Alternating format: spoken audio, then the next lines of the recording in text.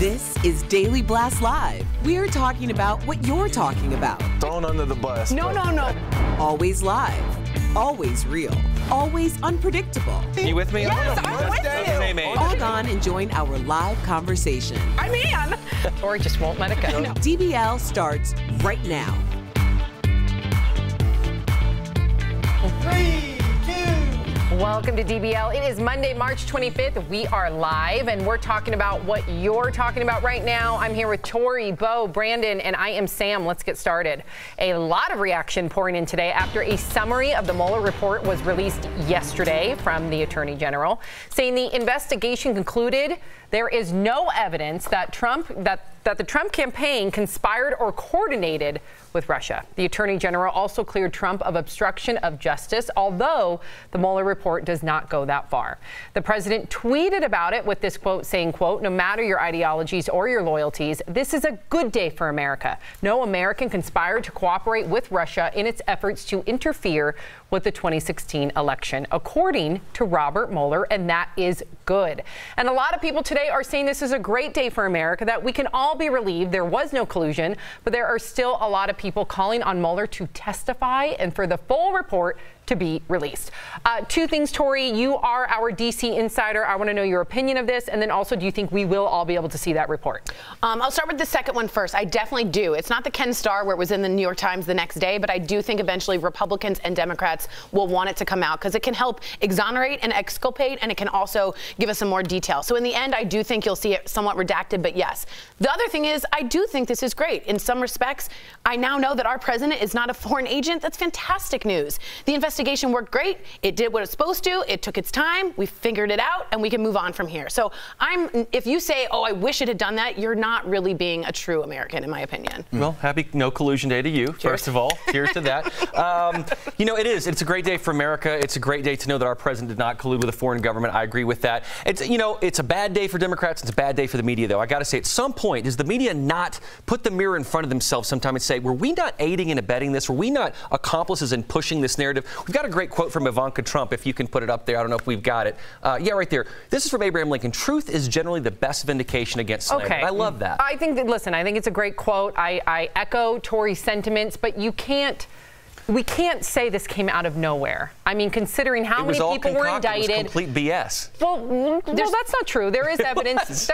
There is evidence that Russia. I mean, I didn't want to get into this debate with you because at the end of the day, I'm relieved like Tori is. But we can't act like there was no. First of all, there was no evidence that Russia did not interfere. There's also how many indictments? 34 indictments. All process crimes that had nothing to do with collusion. But it did unearth the administration. If you're Lawrence O'Donnell, if you're Rachel Maddow, if you're MSNBC and The View, do you not say, and especially if you're Adam Schiff and Nadler and them, do you not just say, we cooked this up out of nowhere? I mean, it doesn't exist. It is a figment of people's imagination. Well, let's wait to see all the details. Even though I agree with you to a degree, I do agree with you. It doesn't also completely exonerate him either. So I do agree with you. I can cheers to you. Happy No Collusion Day. Something to celebrate. I think that's important. Let's get Brandon in, and then we'll move on to the next story. Right? Yeah, I was just going to say, it's cost us $25 million. When is this going to be done? Completely. Well, that's important, though. Hold on, that's important because oversight is important. Yeah, hold on. It worked the way it's supposed to. It's supposed to cost $25 million. That's why we have a special counsel. That's why we have checks and balances. As you say, it might have taken 2 years and $25 million. Good, it worked. Great. All right, we'll leave on that note. A cruise ship is in chaos, and it is being investigated right now, and you've got to see this video. Hundreds of passengers had to be airlifted to safety after the ship's engines failed on Saturday. One person on board captured some very dramatic video showing a woman struggling to keep her balance as the ship is tossed about. Can you imagine? Ceiling tiles actually fall on her. In another video, you can see chairs and other furniture dangerously rolling from side to side as the ship rocks in the choppy ocean, and rescue workers rush to evacuate more than 1,300 passengers and crew members. You can see them all gathered together wearing life vests. One man on board described the scene to GMA. Watch. When we started sliding around the dining room and windows were flying open and glasses breaking, that's when we knew that this was serious and it was not something that was going to turn out well. And today, Norwegian officials say they are investigating why the cruise ship set sail despite storm warnings. What the heck, Tori? I don't know, but here's the thing. It wasn't just minor storms. This was 26-foot waves. And I know about rogue waves, and you can't really blame an act of God. These guys knew, and they went out anyway. There's going to be some money problems here. I could see a real big problem for this cruise company. That is negligence in the worst way. Yeah. I've never been on a cruise, and let me tell you, I ain't going on a cruise. I ain't going either. And some of the people were saying that they could see that they were getting blown towards rocks. They said there was no time to panic. It looks like the Titanic. Yeah. May 31st, 1911, Titanic. Wow, We're getting closer and closer. No, it was April. It's May 31st, No, it's 1911. No, it's not. You want to bet? Yeah. You want to bet? I'll bet you. It's April 12th or April 14th. May 31st, 1911. Watch that deal go down here. Wow. I will say All right, this, we'll get a though. fact check. Somebody fact check while we discuss. Just one quick thing, though, for all you people that go on cruises, Tori Schulman included, and my mother. She loves a cruise. Is this the payoff for this? What about your lobster, your delicious lobster you were supposed to have? This is what you get, 45-foot wave? I don't think so. I agree, and it's April 14th, so what did we bet on? What did we find out? When it launched. May 31st is when it launched. And So you're both sunk right. April You're 14th. both right. You're both How right. does it, wait, how does it sink April 14th if it launched May 31st? Which begs the question, It was on the ocean, remember? Jack and Rose, they had April is before May, so how did it sink before it launched? If it launched the 31st. That doesn't make sense. Thank He's you. right. I know it's April 14th. Oh, baby! Okay, set are you sail. not All right. entertained? still begs the question, why are people Are going you on not cruises? entertained?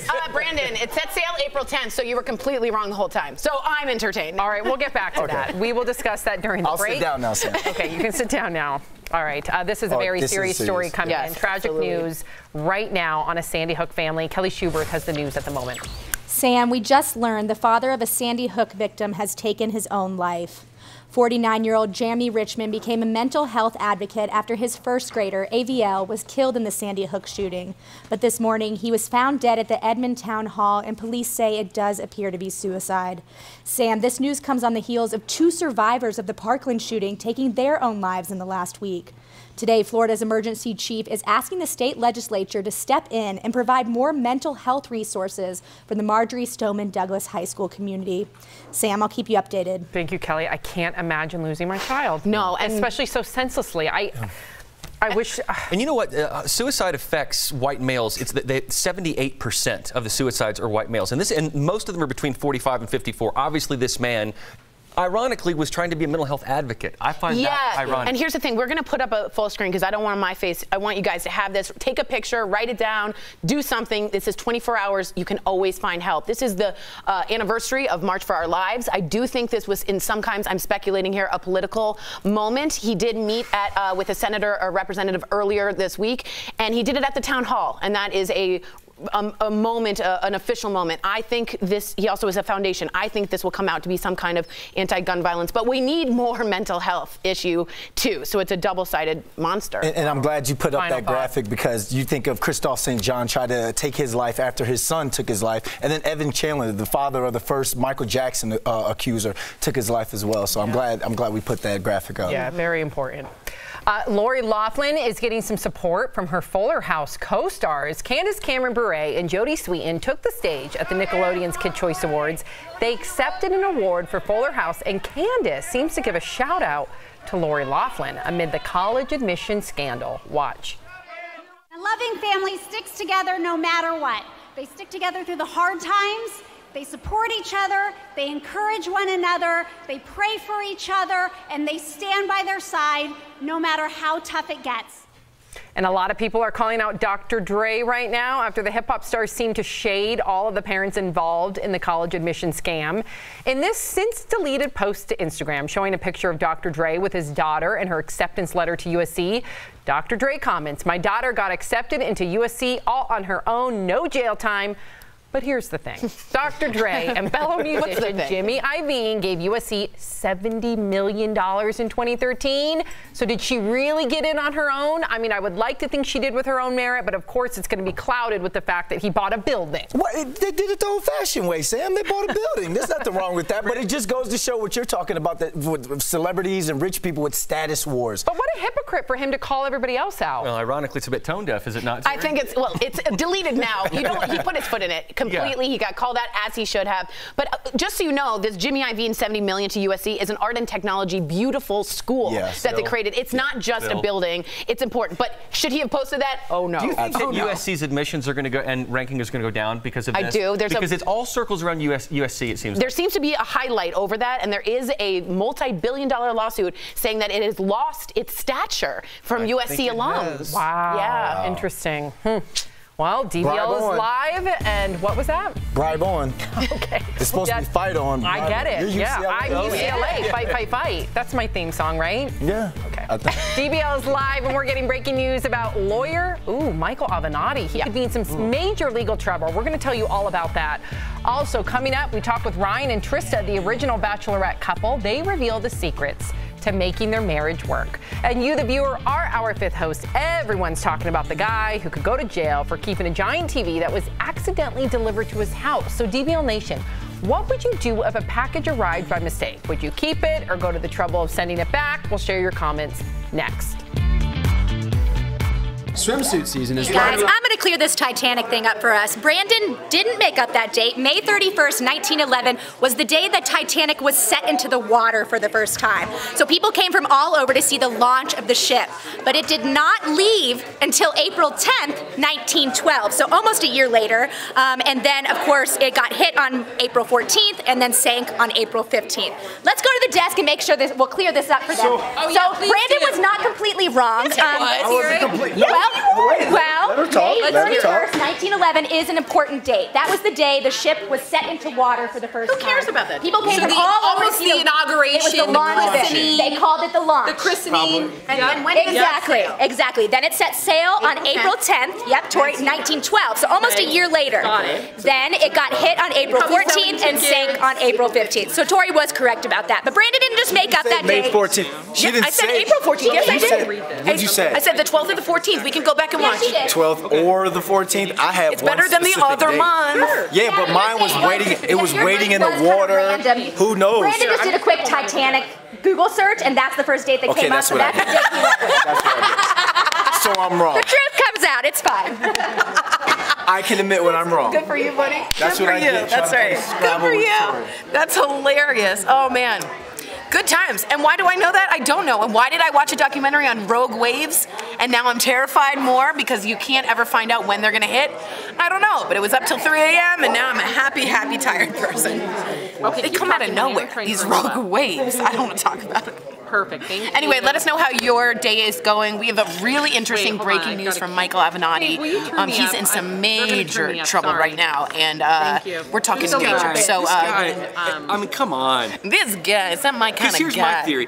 So, you know, he does the thing with Stormy, and he gets shut down on that. Yeah, so then I think he tries to salvage himself with the Michael Jackson video, right?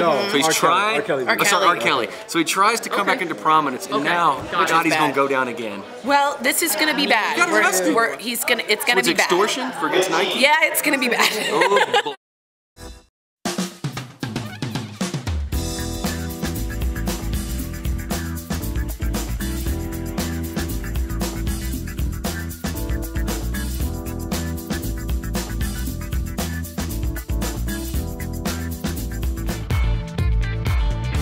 Welcome back to DBL. It is time for Fifth Host when we talk about what you're talking about. A guy from Massachusetts was arrested because he kept an 86-inch TV that was delivered by mistake. He had ordered a smaller one from Amazon, and he got that one too, so he checked with Amazon about the mix-up, and they said he had nothing to worry about, even though the delivery company wanted the big TV back. And now he could go to jail. So DBL Nation, a TV you didn't order gets delivered to your house.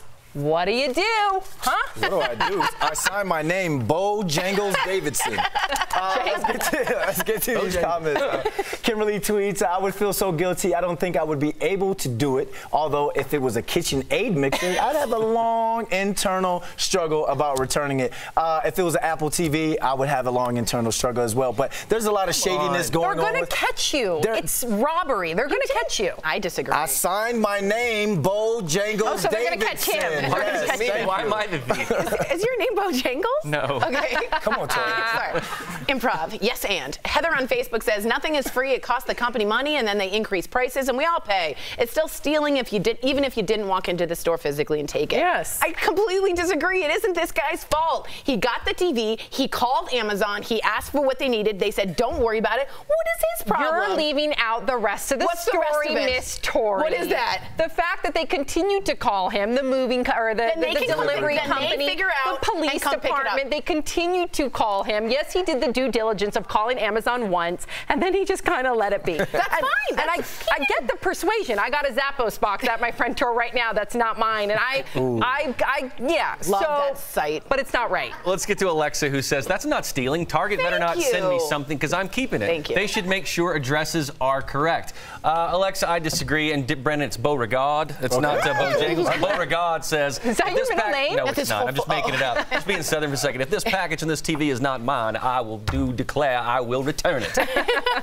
Why? Because it's not mine. Look, it's. Then if the delivery company is mad, then I'm sure you're going to be found out. Just let the delivery company take care of it. You don't have to do anything. For it. Wait, you didn't mean to send it to you? Tori, that's someone else's item that they paid for. They can figure it out, the delivery company. All right. Well, we do actually have some breaking news on celebrity lawyer Michael Avenatti. Raquel Villanueva has the news at the moment. Well, Sam, moments ago, attorney Michael Avenatti was arrested on federal extortion charges. He's accused of trying to extort $20 million from Nike for allegedly threatening to release damaging information if the company did not pay him and his client. Earlier this morning, Avenatti had tweeted he had uncovered a major high school and college basketball scandal involving Nike and would reveal more details tomorrow. Now, Avenatti is best known for representing adult film star Stormy Daniels, and he also faces wire and bank fraud charges for other cases. Wow. Now best known for being an idiot. Can the guy just go away? That was bad. Is it too much to ask for this guy to just go away? And you would think because he's such under the public scrutiny that he would be very careful with his every move. I guess we'll have to wait and see, but it doesn't look good. The Stormy thing, I think he tried to grasp and get himself back in the public eye and redeem himself, and look what's happened. Yeah. I think fame is. I think the R. Kelly thing kind of helped him out a little bit, but I think he bit off a little bit more than you can chew. Nike is not going to allow someone to take them under. They said, just sue it. That's good. I like that one. Thank you. Are you not entertained? Coming up on DBL, secrets to making an unconventional marriage work from the OG Bachelorette couple, Ryan and Trista. That is coming up next.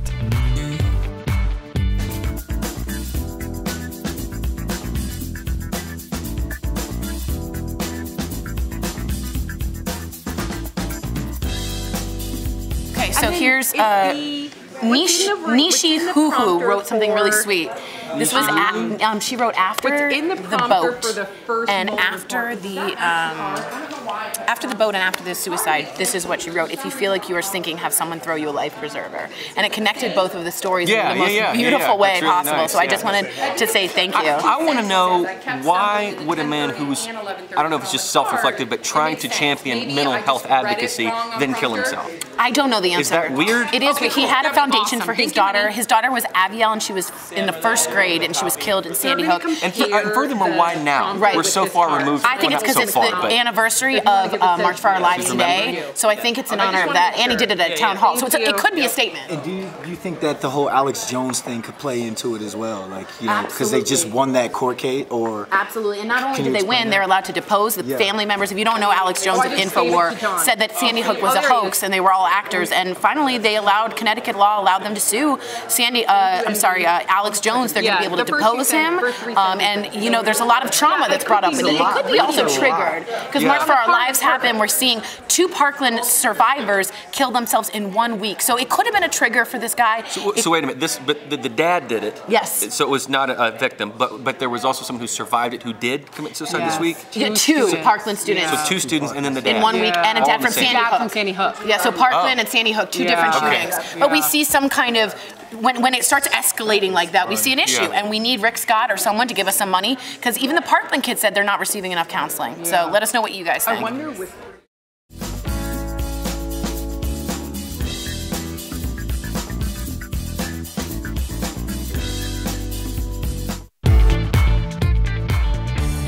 Welcome back to DBL. The Bachelor franchise has been on TV for nearly 2 decades, and it's still one of the most popular reality shows today. Soon, you'll be able to stream the very first seasons, so we caught up with, of course, the original Bachelorette couple, Trista and Ryan Sutter, to chat about their love then and now. Trista and Ryan Sutter, welcome to Daily Blast Live. How are you guys? Thank you. Good, thanks for having us. Good. Trista, you were runner-up the first season on The Bachelor. How does it feel being the OG Bachelorette? Do you have an OG Bachelorette dance? Like, how do you feel? You have some pride? OG Bachelorette dance. I need one of those. Yeah, you do. Do it. Yeah, you do. Thanks, Tori. I feel old whenever someone calls me the OG because it's been around forever. I know what you mean. So I feel old. Nice. I feel thankful that I was part of it. Now, a majority of the relationship of The Bachelor, they end up failing. So my question to you is, how did you guys make it work? They're top secret tips. So Only if you live in Denver. Yeah, you we're get in the Denver. tips. Yeah. no, I mean, there's no secret to any of this stuff. It's just you do the best you can, and you take care of each other. It's being on The Bachelorette and everything that happened afterwards. Because it was so new, we didn't know what to expect, so we leaned on each other a lot, and that brought us closer together. So after a few years, you're just a normal couple, and you're just trying to do the best you can. Yeah. We actually have our very own Jeff Schroeder. He's a host here. He met his wife, Jordan, on Big Brother. She won. Yes. They're still married. And Trista, I know them. I love them. I'm a huge Big Brother fan. I heard that you're friends with Jordan. So how do you guys think, what advice do you have for reality couples, just because you went through the burner? I don't know that it's appropriate for me to give people advice. I just feel like really you just have to prioritize your relationship, focus on what makes any good relationship a good relationship. Well, it's been 17 years since the first Bachelor, and I've been wanting to go back and rewatch all the original seasons, and guess what? I can now because Tubi will be streaming the originals starting on April 1st. So are you ready for everyone to relive your romance? Because it's going to be like a whole new group of people seeing it for the first time. He is not. I don't care. I don't care about other people. I just don't particularly care to go back and relive that experience. Watch me dating other people? Yeah, not maybe so fun. But I'm really excited that we have footage of us falling in love. I can now tell you without reservation that I'm in love with you. And not a lot of people can say that. That's true. Otherwise, it would kind of be creepy. Will you guys ever make the trip to Denver to be on our show? We would love to. We're in Denver all the time. All right, thanks guys so much, and thanks for being on DBL. Appreciate it. Thank you. Thank you. They're coming. Up next on DBL, want to have fun but don't have the cash? Our financial expert has easy ways to save for those splurges. Stay with us.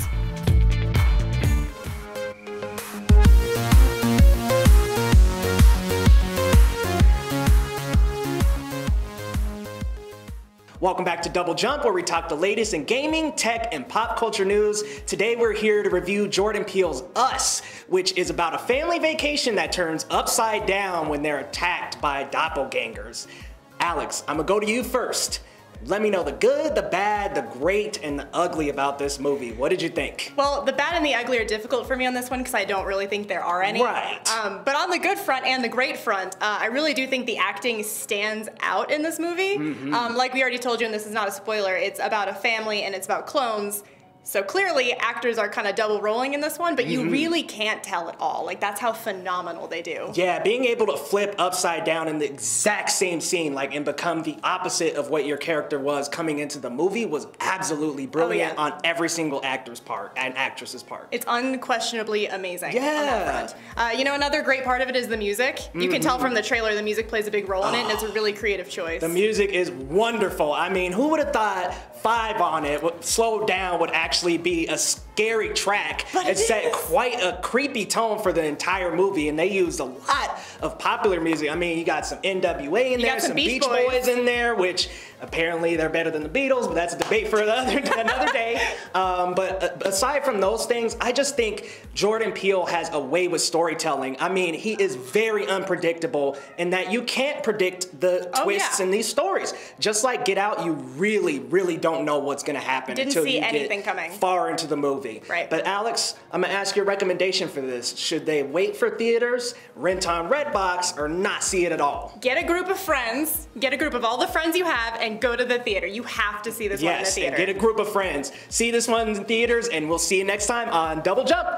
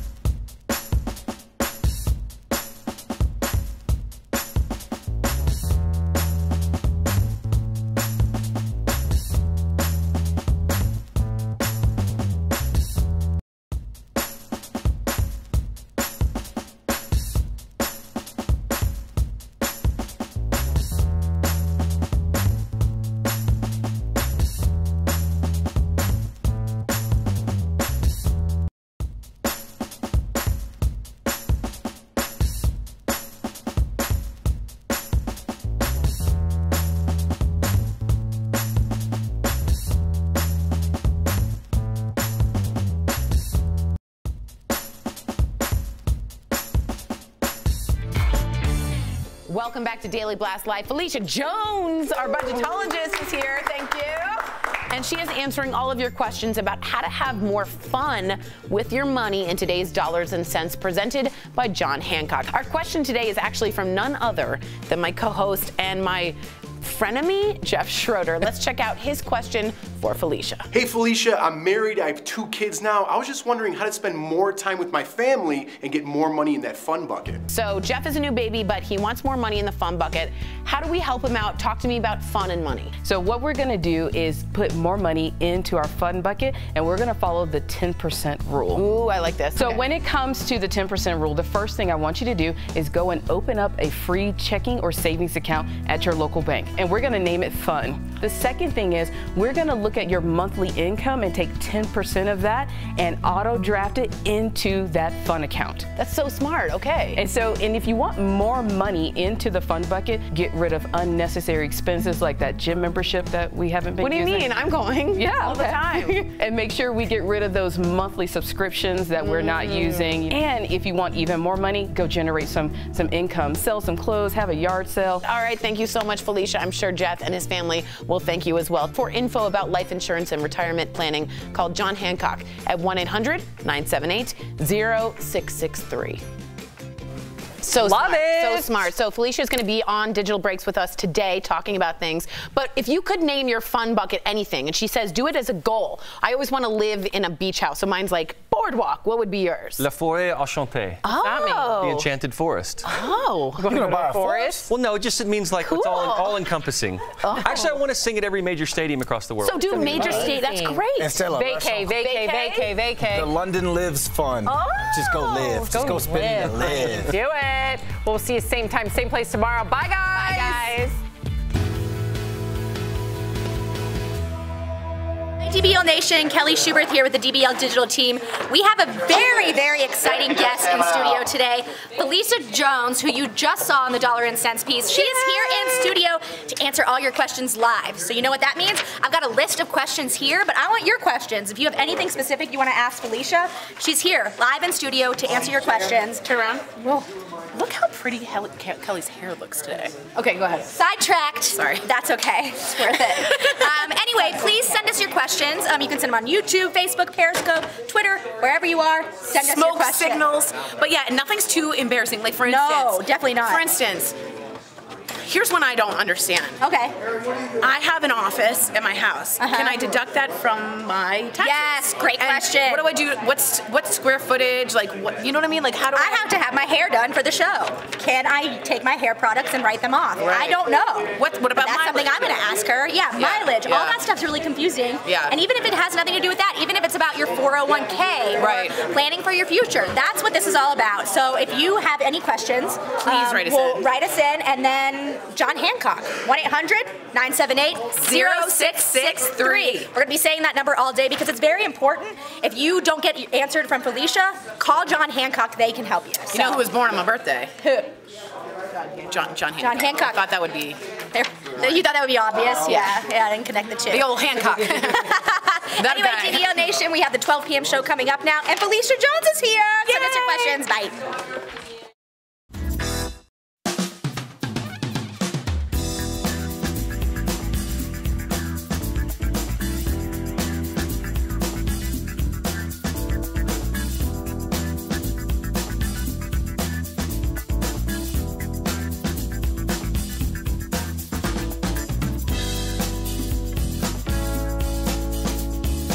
This is Daily Blast Live. We're talking about what you're talking about. Because everyone's talking about this. Always live, always real, always unpredictable. You think this hair just naturally stays like that? Log on and join our live conversation. I can't believe I'm saying this.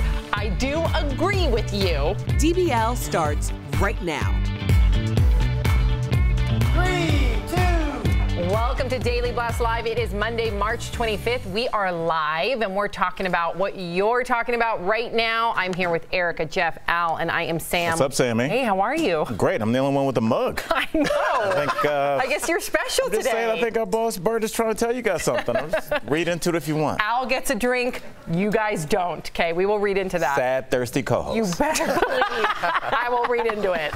Well, there is a lot of reaction pouring in today after a summary of the Mueller report was released yesterday from the Attorney General, saying the investigation concluded and there is no evidence the Trump campaign conspired or coordinated with the Russian government. The Attorney General also cleared Trump of obstruction of justice, although the Mueller report does not go that far. The president tweeted about it with this quote saying, quote, "No matter your ideologies or your loyalties, this is a good day for America. No American conspired to cooperate with Russia in its efforts to interfere with the 2016 election," according to Robert Mueller, and that is good. And a lot of people today are saying this is a great day for America and we can all be relieved there is no collusion, but there are still a lot of people calling on Mueller to testify and for the full report to be released. Yes, I want there to be full transparency. I think Democrats and Republicans can agree we want full transparency, but I am relieved to see that he did not collude with a foreign agent. Do you have anything to share, Erica? For me, I feel like what my dad would say, like, well, okay, that's what wasn't supposed to happen. So what are we supposed to do? Celebrate? It just feels weird to me. Like, okay, great. And we do want to see more details come out of the report. That's important because it said it doesn't exonerate him either. Here's the thing. It's over. Okay, it's over. Everyone's, it's over. Move on with your lives. Okay, everyone's waiting for something to come out. It didn't come out. It is a great day for America. We didn't collude. Let's move on with our lives. Well, not only do we need to move on, Jeff, I think we need to take a look back at that election because even though there was no collusion with the United States and Russia, let's be honest with ourselves, Russia did interfere with our election. We found that out. And it worked. They were using bots. They were using, fake websites to cause anger and disconnect with the country. Cambridge Analytica did the exact same thing with Brexit, and that we saw how that worked out for them as well. So I think if we go back and we look at how easily that we are hacked and put against each other, whether it was a collusion or not, I think that's the thing that we should focus on now. I think that's important. In the days of the internet, you can affect people's votes. Oh, yeah, absolutely. It is a weapon. Yes. Yes, it is. But chime in, DBL Nation. We want to hear from you as well. A cruise ship in chaos is being investigated right now, and you've got to see this video. Hundreds of passengers had to be airlifted to safety after the ship's engines failed on Saturday. One person on board captured some very dramatic video showing a woman struggling to keep her balance as the ship is tossed about. Ceiling tiles actually fall on her. In another video, you can see chairs and other furniture dangerously rolling from side to side. Rescue workers rushed to evacuate more than 1,300 passengers and crew members. You can see them all gathered together wearing life vests. One man aboard described the scene to GMA. Watch. When we started sliding around the dining room and windows were flying open and glasses breaking, that's when we knew that this was serious, and it was not something that was going to turn out well. Is it one? And today, Norwegian officials say they are investigating why the cruise ship set sail despite storm warnings. Our very own Al Jackson spent many a days on a cruise ship because he used to perform on them. Yes, I've probably done over 100 cruises. Okay, so if there were storm warnings, why the heck did this cruise ship go when there was 26-foot waves? That's you know, I can't speak for that company, but I do know that they do tell people sometimes ahead of time if they're expecting rocky seas. Like the passengers, they tell? Right, they do tell you, but a lot of people go because they've already blocked off this time, and those tickets are already bought and purchased. And I'm sure somebody was like, hey, it's going to be rough for a couple hours. We can probably power through this. Ow, that looks like the Titanic. Yeah, I'm looking at that, and I'm just like, I know being a comic, they'd be like, the dancers can't go on. Do you have any jokes? So like, as a comic, I know the comic on board is like, man, I got to go up and do a new set. So yeah, it's sad and it's scary, but I mean, it's Mother Nature, and I mean, 98% of cruises, there's none of that. But I've been on some very, very, very rocky cruises. Not to that extent, but to the point where they've canceled everything and they tell people to stay in their cabins. I don't want to go on a cruise now. Eric, have you been on a cruise? Yeah, actually, I took the same cruise at different times of the year. And the time that I took it, once in February and once in like April, and it was substantially different because of how rocky the seas were. I was sick the entire time, one of the times. And the first time, it was perfect. How was that a vacation? So you're throwing the dice. Yeah. No, thank you. And rolling? the cookies. Yes. Like throwing. You roll them too. Okay, is it not throwing the dice? No. But no, and what I'll say just for anybody, so they can have a takeaway from this, is like, I always say, if you haven't been on the cruise before, Erica, you had it was weird for you because your entire first experience was good. But if you haven't been on a cruise, do a short one first, 3 days, 4 days, to make sure you like it, make sure you don't get seasick, and then do the longer cruise if you like it. Really quickly, have you been on a cruise? We're still going to talk about the cruise? I just want to know if you've been on a cruise. Yeah, when I was young, I went to Disneyland with my parents. Oh, that sounds fun. The Disney cruise? Yeah. That sounds really fun. Wow. Unfortunately, we do have some tragic news that's coming in right now on Sandy Hook. Kelly Schuberth has the news at the moment. Kelly. I do, Sam. We just learned the father of a Sandy Hook victim has taken his own life. 49-year-old Jamie Richmond became a mental health advocate after his first grader, Aviation, was killed in the Sandy Hook shooting. But this morning, he was found dead at the Edmond Town Hall, and police say it appears to be suicide. Now, Sam, this news comes on the heels of 2 survivors of the Parkland shooting taking their own lives in the last week. Today, Florida's emergency chief is asking the state legislature to step in and provide more mental health resources for the Marjorie Stoneman Douglas High School community. Sam, I'll keep you updated. Thank you, Kelly. This is horrifying. I mean, we put our children in a place where, and it affects the families, where they're not protected. And then we don't have enough mental health resources to further protect them. And I looked into it. And unfortunately, at Marjorie Stoneman Douglas High School, they have some counselors available, but it's not regimented, it's not thorough, it's not more outside of the school grounds. So we have failed these individuals. I think that survivor's remorse is something that we don't talk much about. And a lot of people suffer from survivor's remorse and have a very hard time carrying on because there's a sense that why me or why them, not me. So I think that that's something that people should start to have a conversation about too, because there are a lot of people who are suffering. Yeah, the web is wide. And let's not forget that we sat back and let people like Alex Jones attack these families for years. Yeah. For years, and create fake conspiracy, fake conspiracy theories that these people will still deal with. I'm sure they'll figure out a way to indoctrinate his suicide into their ideology. So just remember, like, your words mean something. And when you hear people being attacked, this is why we have to have legislation, because unfortunately, in the days of the internet and the days of people having a platform, you're going to see a lot of this. And we do have a full screen I want everybody to take a look at, because if you yourself are contemplating suicide, please, you're not alone. There are answers. There is help. So take a screen grab of this, write it down. Please, please, please make sure that you know that there is help out there. Lori Loughlin is getting some support from her Fuller House co-stars, Candace Cameron Bure and Jodie Sweetin took the stage at the Nickelodeon's Kids' Choice Awards. They accepted an award for Fuller House, and Candace seems to give a shout out to Lori Loughlin amid the college admission scandal. Watch. A loving family sticks together no matter what. They stick together through the hard times. They support each other, they encourage one another, they pray for each other, and they stand by their side no matter how tough it gets. All right. So, what do you think about? Do you think this was a direct message? To Lori Loughlin? I believe so. It seemed like it. I don't think there was any harm in it. You know what I mean? She's sticking up for a friend. I know what Lori did was not right at all. She's not condoning it, but she's being a friend. Should Lori's life end because of this scandal? No. You know what I mean? But should she be punished? I believe she is. I believe she is. Did you find it surprising that Candace would take a moment to kind of acknowledge her loyalty to Lori Loughlin during her acceptance speech? I'm not surprised by that at all, especially because Candace has such strong faith, and she's been very, very vocal about that. And when you're a person of faith, I think that there might be a sense of redemption, and she wants people to feel that at least there's someone in their corner. I respect it. I do. I do. I go to bat for y'all. I know you would. I don't care if you did something wrong. Hey, well, down with the ship. Be like that Norway cruise ship. All right, good to know that I got you in my corner. Oh. Very important. And we all have mugs now, you see? See, Al, you're not that important. I've had mine for a while, so all right. Enjoy. DBL is live. We'll bring you breaking news as soon as it happens. Coming up, want to have fun but don't have the cash? Our financial expert tells you easy ways to save for your splurges. Also, we talked with Ryan and Trista, the original Bachelorette couple. They reveal the secrets to making their marriage work.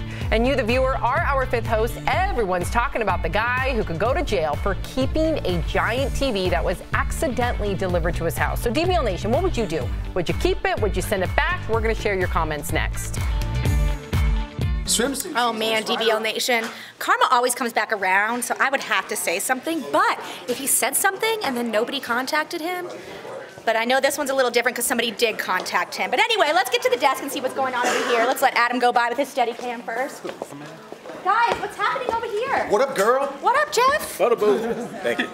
What's going on? What's going on with you? How was your weekend? I got the sniffles. Oh my God, I had the best weekend. Can I talk about my weekend? So I went to a really cool aerospace museum. And I guess it's called Above the Rockies here in Lowry, which is like 10 minutes here from my Air Force Station. And it's so cool. It was so cool. Sophie loved it. I want to take Jeff, Jordan, and Lawson and Leighton there because I think they will love it. Yeah, I want to go. Today, like, the simulator? They have flight simulators. Oh my God, your kids have to go. Yeah, you have to do this. So it's called the Museum Flight Above the Rockies, something like that. But it's the only like airplane museum here in Denver. And it is awesome. So you walk through a huge airport hangar, and I mean it's big and it's vast enough to where like the kids can run back and forth and nobody cares. And then you see like old like B-52 bombers. You see like Top Gun type fighter jets, and then you see like cool helicopters that they used in Vietnam. And then you go into like what Sophie loved is like the pilot rooms where all she could do was push all the buttons. Like she was like in a real. She's in a real cockpit. Right. And then they have flight simulation, like they have one that goes upside down, like you're full on in like Top Gun, like dog fighting. Oh, that's cool. Yeah. And so like Mark and I were like, how do we find someone to watch Sophie? So we can get into so that. We can do it looks awesome, but it was sold out. That's really cool. And then what's even cooler is right next door is another airport hangar full of restaurants and breweries. So it's awesome. Highly recommend. Adults, kids, great for the whole family. Sam, one thing you were really good about is finding stuff to do with Sophie. I struggle with that. I just usually go. I'm not the plan maker. I'm just like, fine. Come to me and I'll help you. Yeah, that's what I'm saying. Yeah. I'll drive. Dudes are drivers. So what'd you guys do? That's great. I just talked about the airplane museum. That's good. We're done. We're done here. Watch basketball.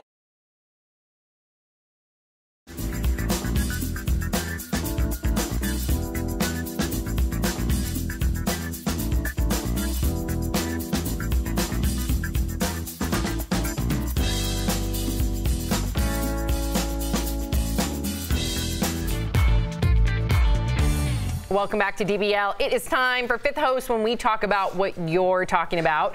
A guy from Massachusetts was arrested because he kept an 86-inch TV that was delivered by mistake. He had ordered a smaller one from Amazon, and he got that one too. So he checked with Amazon about the mix-up, and they said he had nothing to worry about, even though the delivery company wanted the big TV back. And now he could go to jail. So DBL Nation, a TV you didn't order gets delivered to your house. What do you do? All right. Kimberly tweets. I don't know. I was just looking at you. You looked at the emoji. Yeah, I did feel like it. I did feel like the emoji. All right. Kimberly tweets, I would feel so guilty I don't think I would be able to do it. Although if it was a KitchenAid mixer, I'd have a long internal struggle about returning it. Kimberly, thank you for your honesty, girl. Look, an 86-inch TV shows up.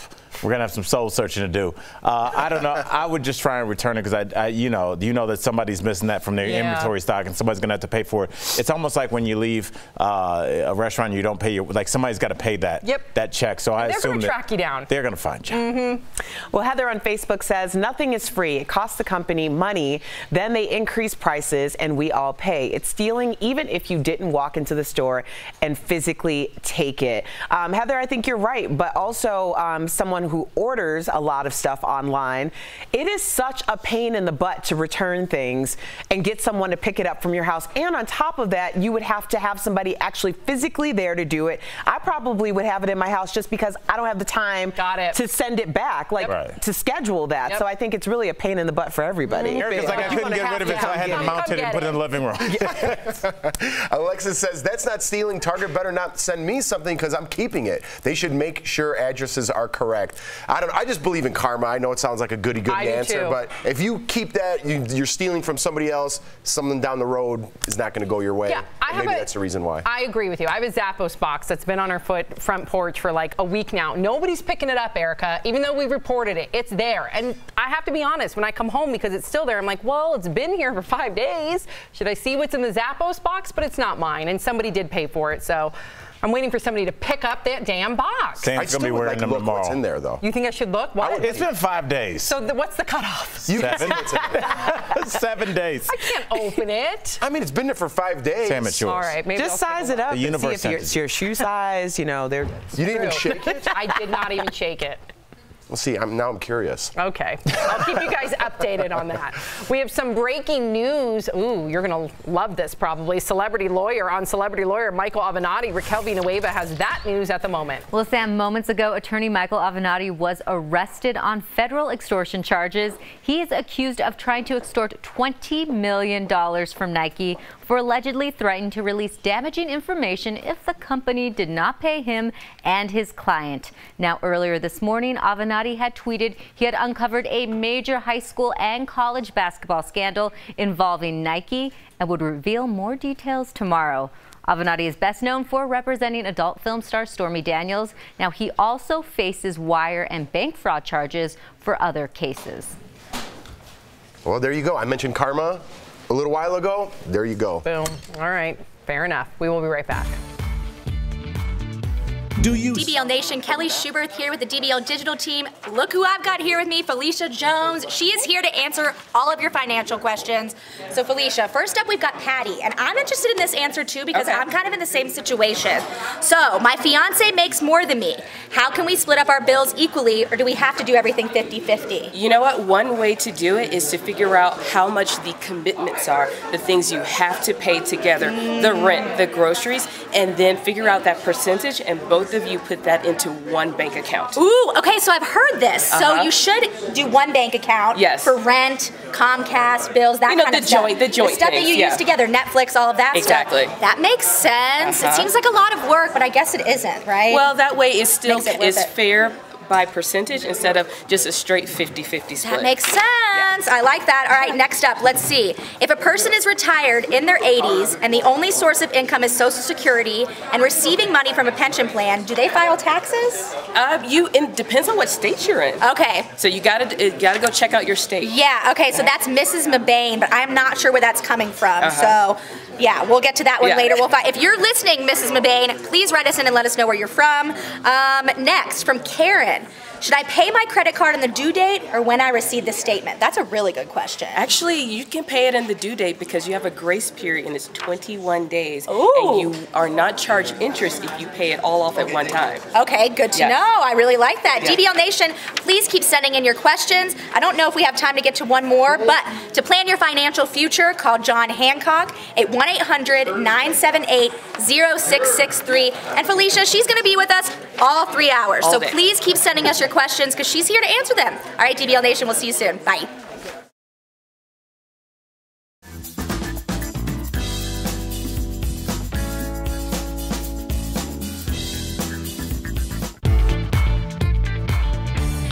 Welcome back to DBL. The Bachelor franchise has been on TV for nearly 2 decades, and it's still one of the most popular reality shows today. Soon, you'll be able to stream the very first seasons, so we caught up with, of course, the original Bachelorette couple, Trista and Ryan Sutter, to chat about their love then and now. Trista and Ryan Sutter, welcome to Daily Blast Live. How are you guys? Thank you. Good. Thanks for having us. Good. Trista, you were runner-up the first season on The Bachelor. How does it feel being the OG Bachelorette? Do you have an OG Bachelorette dance? Like, how do you feel? You have some pride? OG Bachelorette dance. I need one of those. Yeah, you do. Do it.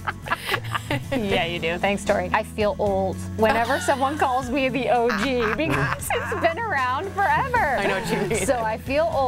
Nice. I feel thankful that I was part of it. Now, a majority of the relationship of The Bachelor, they end up failing. So my question to you is, how did you guys make it work? They're top secret tips. So Only if you live in Denver. Yeah, you we're get in the Denver. tips. yeah, no, I mean, there's no secret to any of this stuff. It's just you do the best you can, and you take care of each other. It's being on The Bachelorette and everything that happened afterwards. Because it was so new, we didn't know what to expect, so we leaned on each other a lot, and that brought us closer together. So after a few years, you're just a normal couple, and you're just married. trying to do the best you can. Yeah, we actually Yep. have our very own Jeff Schroeder. He's a host here. He met his wife Jordan on Big Brother. She won. Yes, they're Oh, I still know. married. And I know Trista, them. you're I love friends. them. I'm a huge Big Brother fan. I heard that you're friends with Jordan. So how do you guys think? What advice do you have for reality couples? Just because you went through the burner. I don't know that it's appropriate for me to give people advice. I just feel like really you just have to prioritize your relationship, focus on what makes any good relationship a good relationship. Well, it's been 17 years since the first Bachelor, and I've been wanting to go back and rewatch all the original seasons, and guess what? I can now because 2B will be streaming the originals starting on April 1st. So are you ready for everyone to relive your romance? Because it's going to be like a whole new group of people seeing it for the first time. He is not. I don't care. I don't care about other people. I just don't particularly care to go back and relive that experience. Watch but- me dating other people? Yeah, not maybe so fun. But I'm really excited that we have footage of us that's falling in true. love. I can now tell you without reservation that I'm in love with you. And not a lot of people can say that. That's so, otherwise, it would kind of be creepy. Will you guys ever make the trip to Denver to be on our show? We would love to. Yeah. We're in Anytime. Denver all the time. All right, thanks guys so much, and thanks for being on DBL. Appreciate it. Thank you. Thank you. They're coming. Up next on DBL, want to have fun but don't have the cash? Our financial expert has easy ways to save for those splurges. Stay with us. Okay, DBL Nation, what's going on? It's your commercial break with Brandon London. We're going to get to your viewer comments. A lot of you have been writing in about the Mueller special investigation, the report that we've all been waiting for. So let's get into your comments right now. Jeffrey Smith says, LOL, waste of taxpayers' money. I think you're right. I think we've spent up to $25 million as of February when it comes to taxpayers' money for this special counsel, for this investigation. Bill Gardner says, God bless our president. Doris Harrison Brady says, bury it and move on. Someone should be paying that money back. Who called for this investigation? I kind of agree. We, the taxpayers, have been coming out of our pockets for this, but we have to get it right. Diana Woodby says, Barr is Trump's yes man. Stephen Thompson says, look, both the U.S. and Russia have meddled in each other's businesses, including elections, for years and years. It's nothing new. Trump 2020. Yeah, I think as America, we've been meddling in other people's, other countries' affairs for quite some time. A lot of countries do it as well. Whether it's for the good or the bad, it happens. But we do know that Russia has used social media in the elections as well. But I think it's a good day for us to know that our president was not meddling in or was not connected to Russia in any way. I think that's a good thing. Brian Quisenberry says, only liberals would be upset that our president didn't commit treason. I don't think they're upset that it didn't happen. I think everyone's glad that it didn't happen. I just think that a lot of people want the investigation report to be public, to open to the public, so we can read it for ourselves. I never want someone to be like, hey, this was what was said, or this is their summary of what was said of an investigation, especially of this caliber. Rosemary Jacobs, don't really care. You're all just out there on a witch hunt, and I firmly believe in Trump. A lot of people felt like it was a witch hunt, especially since dating back for the dossier and how that came about. But like I said, it's glad to know that he was cleared of this. Beth, Ulrichsen, nice name, nice last name. Actually, he was not cleared. It said that there was no evidence for it, but neither was there exoneration. She's right on that one. I think when it comes to this, anytime there's been any sort of special source, or there's a source that said something, it's breaking news right away. I think we need to wait a little bit longer before we figure out what exactly is in it, because there are still questions like for obstruction. There's many questions that a lot of people want answered. Is this going to be, like we said, released to the public? Is the Senate Judiciary Committee going to look this over, ask questions as well? I still think we have a lot of time left when it comes to finding out the actual truth. Tony Sorcellini says, no matter what I might want, that full report would never be released. It'll be redacted for things. And but thank you guys for writing in. We want to hear more. Keep writing in on the fifth host, everything that's been going on. We also have special guests in for our digital break today as well, as you've seen. Please keep writing in. That's your digital commercial break with Brandon. Thank you.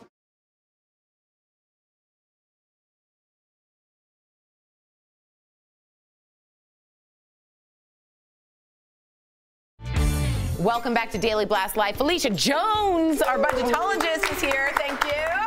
And she is answering all of your questions about how to have more fun with your money in today's Dollars and Cents, presented by John Hancock. I love the idea, Felicia, of fun and money. I love fun. I do love fun, and I love money. Yeah, I love fun and money. Let's put these together, shall we? All right. Our question today is actually from none other than my co-host and my frenemy, Jeff Schroeder. Let's check out his question for Felicia. Hey Felicia, I'm married, I have 2 kids now. I was just wondering how to spend more time with my family and get more money in that fun bucket. All right, the fun bucket. We all have questions. So Jeff is a new baby, but he wants more money in the fun bucket.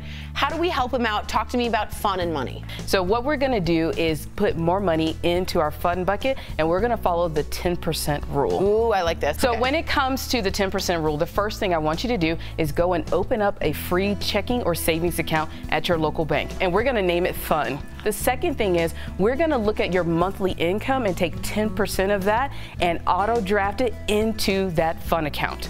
Automatically? Automatically. That's so smart, okay. And if you want more money into the fund bucket, here's a couple of things. Look at your budget, get rid of unnecessary expenses like that gym membership that we haven't been using. What do you mean? I'm going. And make sure we get rid of those monthly subscriptions that we're not using. And if you want even more money, go generate some income. Sell some clothes, have a yard sale. Ooh, I love that. It gives you just a little bit more for that vacation. Exactly. Am I right? What's your fun account called? It's called Vacation. Oh, yeah. Where would you want to go most? Oh, that list is way too long. We don't have time for that. Oh, I love that. All right, thank you so much, Felicia. I'm sure Jeff and his family will thank you as well. To submit your financial questions for the next Dollars and Cents, please email askmrsjones@dailyblastlive.com. And for info about life insurance and retirement planning, call John Hancock at 1-800-978-0663.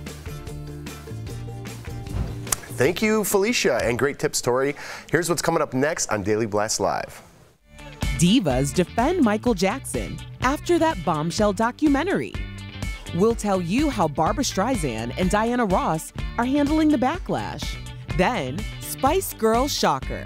Scary Spice reveals which groupmate she slept with years ago.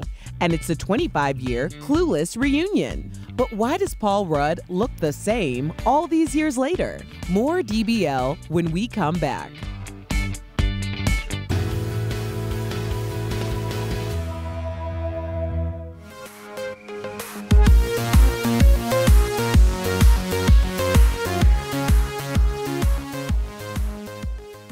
Welcome back to Double Jump, where we talk the latest in gaming, tech, and pop culture news. Today we're here to review Jordan Peele's Us, which is about a family vacation that turns upside down when they're attacked by doppelgangers. Alex, I'm gonna go to you first. Let me know the good, the bad, the great, and the ugly about this movie. What did you think? Well, the bad and the ugly are difficult for me on this one because I don't really think there are any. Right.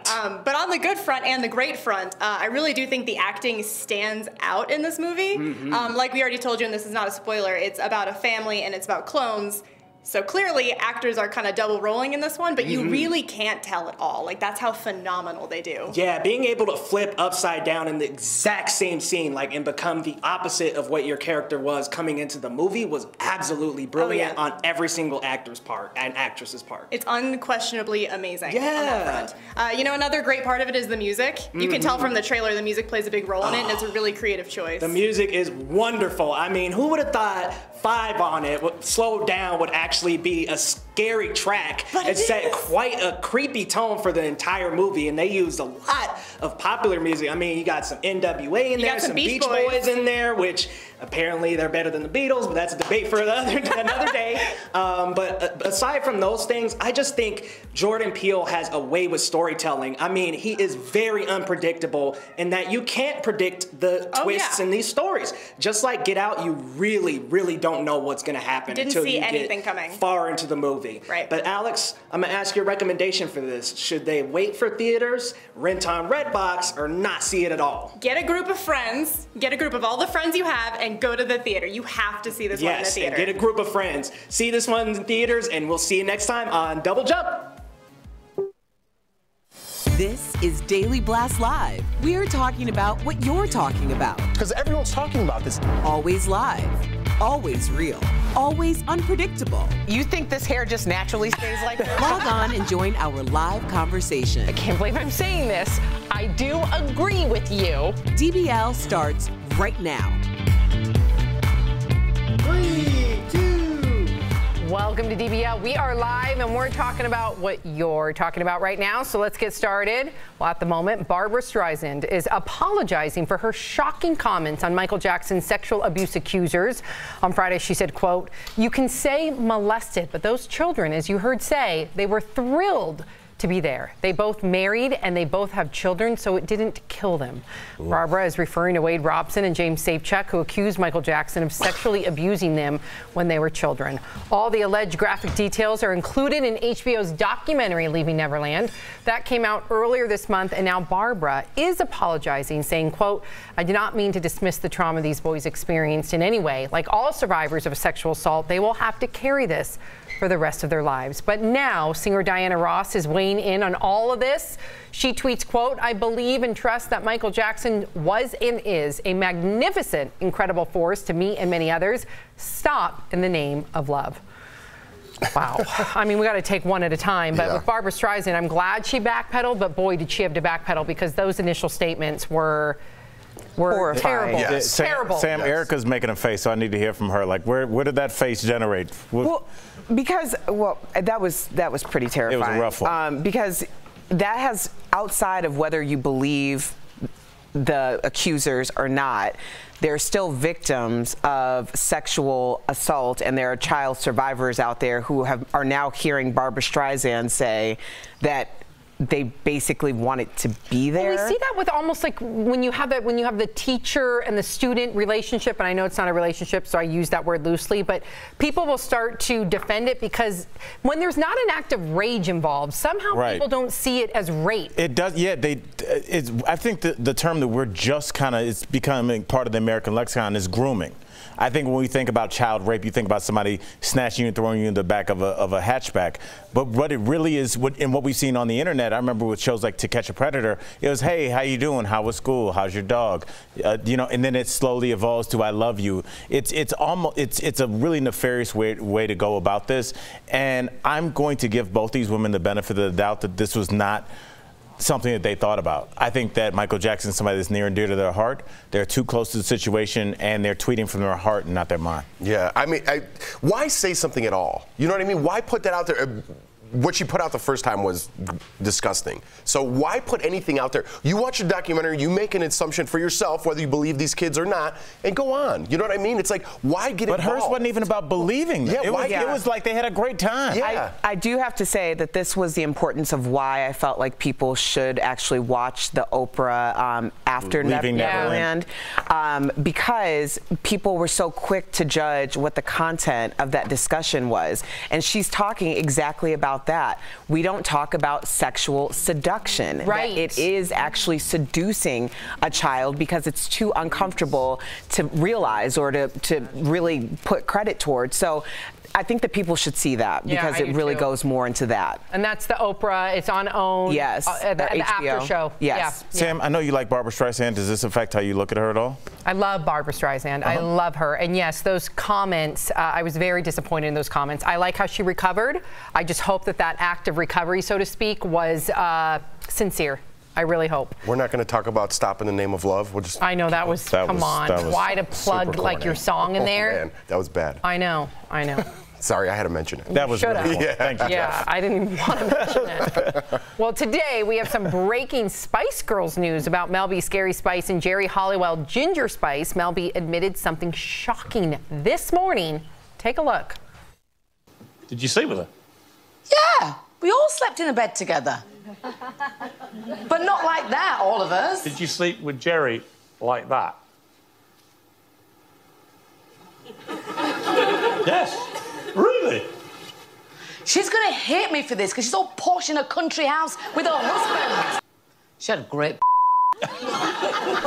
Now, if you remember, she did speak about this years ago. She told Howard Stern that she had a sexual relationship with one of the girls in her band and that she wanted to protect that individual, so she didn't elaborate. But here she is again. Who is she to out her bandmate, her friend, Erica? Look at Erica. Keep blinking. So many faces this morning. Look at Erica. Well-deserved faces. Like, first of all, this is not shocking, okay? We have to stop pretending like two women in a sexual relationship is shocking. Oh, that I don't mind. I don't like her outing. But the reason why everyone's talking about it is because we're still pretending like this is shocking. It's not shocking. People fall in love and do things together all the time. This is not something. When she first had the conversation with Howard Stern, the whole point was to be provocative and shocking. And like, lesbian relationships are not for other people's sexual gratification, just so you understand that. That's not the purpose of that. So when you have conversations like that and you say it to be provocative and shocking, it really dismisses the fact that it's two people who are in a relationship together consensually and loving each other, and there's nothing shocking about that. This is really pathetic. Yeah, it did seem like, Eric, I think you really hit the nail on the head, because it did seem like, Al, that she did this specifically. I mean, the way that she shook her head, she didn't think, of course, she didn't think about her friend. And I took the sexuality out of it. I didn't even think about it. But you're right. The reason why she was talking about it and nodding her head was to be provocative because of it being girl on girl, which is atrocious. Well, I just look at it as a violation. Yes. I mean, you think about the lives that we all have now in our mid-30s, late 30s, 40s. You know, we have different lives now. And if, Jeff, you had a buddy to come into town and you guys are all talking in front of your wife and they start bringing up stuff you guys did when you were 22 that you might not want to talk about with your wife because that's not your life anymore, I think that was the real violation. It was just like the violation of trust that you have with somebody about your past, whether it's something you're embarrassed about or whatever. Yeah, I don't, you know, you guys are all right, but I'm just wondering, because they are going on tour. But is it all concocted? Maybe. I'm just thinking that in the back of my mind, maybe say something provocative like this to get people talking. We're talking about them. As long as she got permission from Jerry Halliwell. Maybe they colluded. I don't know. As long as she got permission. Don't say that word, Jeff. I know. This is going to melt if you do. Yeah. But let's hear what DBL Nation has to think about this one. So make sure that you write in using the hashtag DBL Take. We love hearing from you. We'll get Mueller on it. Find out. Okay. There is some exciting news out of Hollywood today. Is it about me? It's not about you, Al. With 2 new movies in the works. Stephanie Jones has the story, and it's coming in hot. That's right. Fans are excited about 2 major reboots that are happening. The first is a live-action version of Dora the Explorer, and this time Dora is all grown up and leaving the jungle for an even bigger challenge. It's high school. Check it out. And just be cool, Dora. Okay, what is this? Oh. Where did you transfer from? The jungle. Here's the scavenger hunt list. Team up in groups of 4. Hola, Dora. Let me go! You'll help us find your parents and the lost city of gold. Dora and the Lost City of Gold hits theaters on August the 2nd, and Scooby-Doo fans are going nuts because their favorite 1960s classic is back. It is reportedly an animated film called Scoob, with Zac Efron as the voice of Fred, while Amanda Seyfried will voice Daphne's character, and then longtime voice actor Frank Welker will take on Scooby's voice, which he played in the original series Scooby-Doo, Where Are You? Scoob is set to be released next spring, so I want to know, what movie are you excited to see, DBL Nation? Ruh-roh. I don't know. I would have an answer to that, but Sam distracted me, Stephanie. What? You put on some off. I feel like I'm next to a campsite. What did you put on? All I did was apply some hand sanitizer. It's very pungent. Jeff, do you smell it? I'm not sick. I have the sniffles. No, you are. That's sick, bro. Bro, that's sick. So I'm just protecting my household with some sanitizer. That's all. Anyways, Scooby-Doo? Scooby-Doo? No. We can't talk about the NCAA tournament, but we're plugging Dora. What do you mean? Dora was That's exciting. terrible. Yeah. Okay, well, I'm excited. No, you're not. Dora was very boring. They're just staring blankly at the screen, hoping that you speak Spanish back to the TV. It's weird.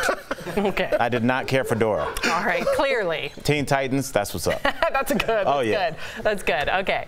The cast of Clueless, hello. They're back together after 25 That's my movie. years. I know, it's such a good movie. Breckenmeyer posted this photo with his co-stars Donald Faison, Alicia Silverstone, and Paul Rudd. Take a closer look at Paul Rudd. What the heck? He has not aged at all. Looks exactly the same. I mean, it's been 25 years, and they all look the same to me. But Yeah, he's led the best life ever. It shows on his face. I love me some Paul Rudd. What's your favorite Clueless quote? That was way harsh, Ty. That was Erica? Rolling with the homies. You didn't do Erica. You didn't do the thing. Rolling with the homies. Jeff, you don't know Clueless? That's yours? my movie. Rolling with the homies. I don't know any other quote, so you just said that. What's yours? Rolling with the homies. See? What about you're a virgin that can't drive? Oh yeah, that's a good one too. That was a little rough. Drive. Yeah, that was a bad one. Yeah, it was good. It's my movie. I will be there. I love that Al knows all the quotes. That's good. All of them. We have to wish a happy belated birthday to actress Reese Witherspoon. Her friends wished her well over the weekend, including actress Jennifer Garner. You guys have to see this.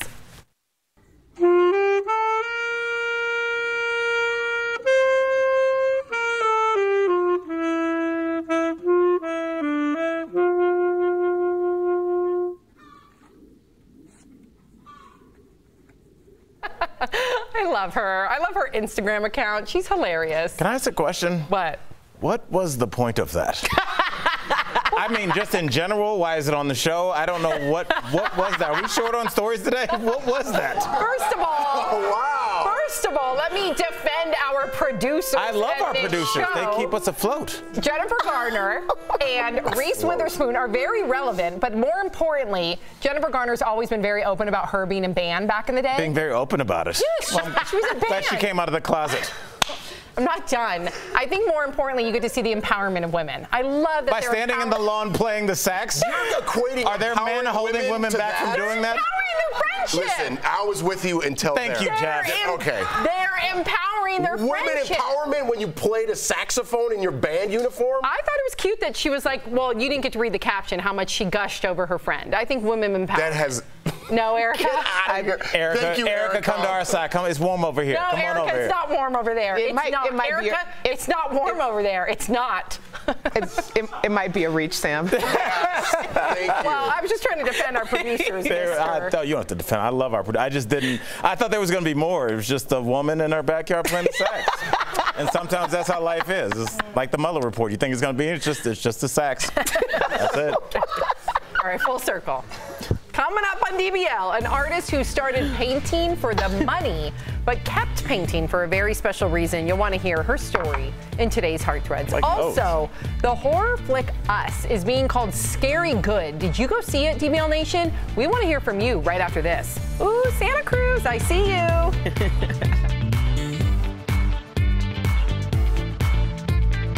Sure.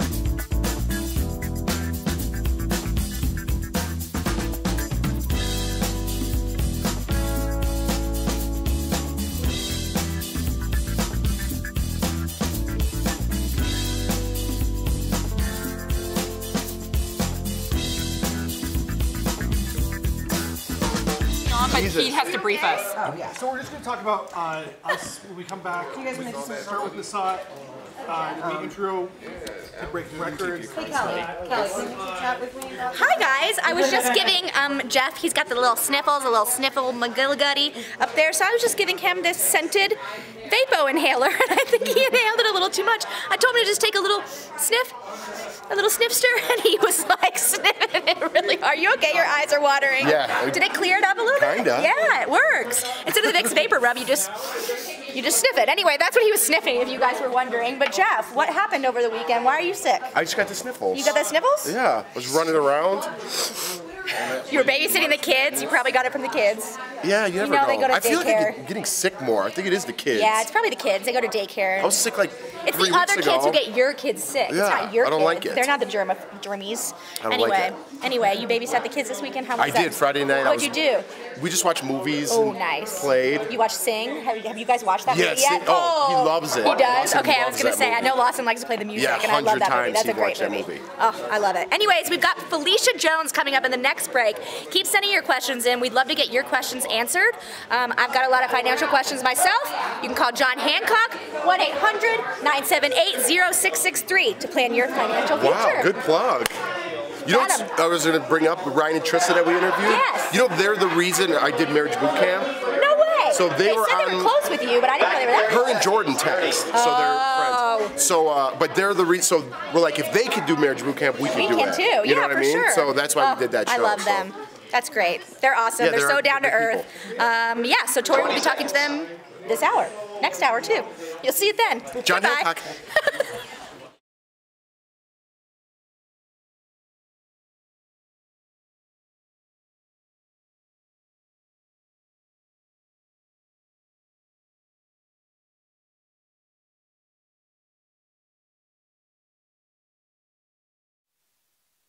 There's a family in our driveway.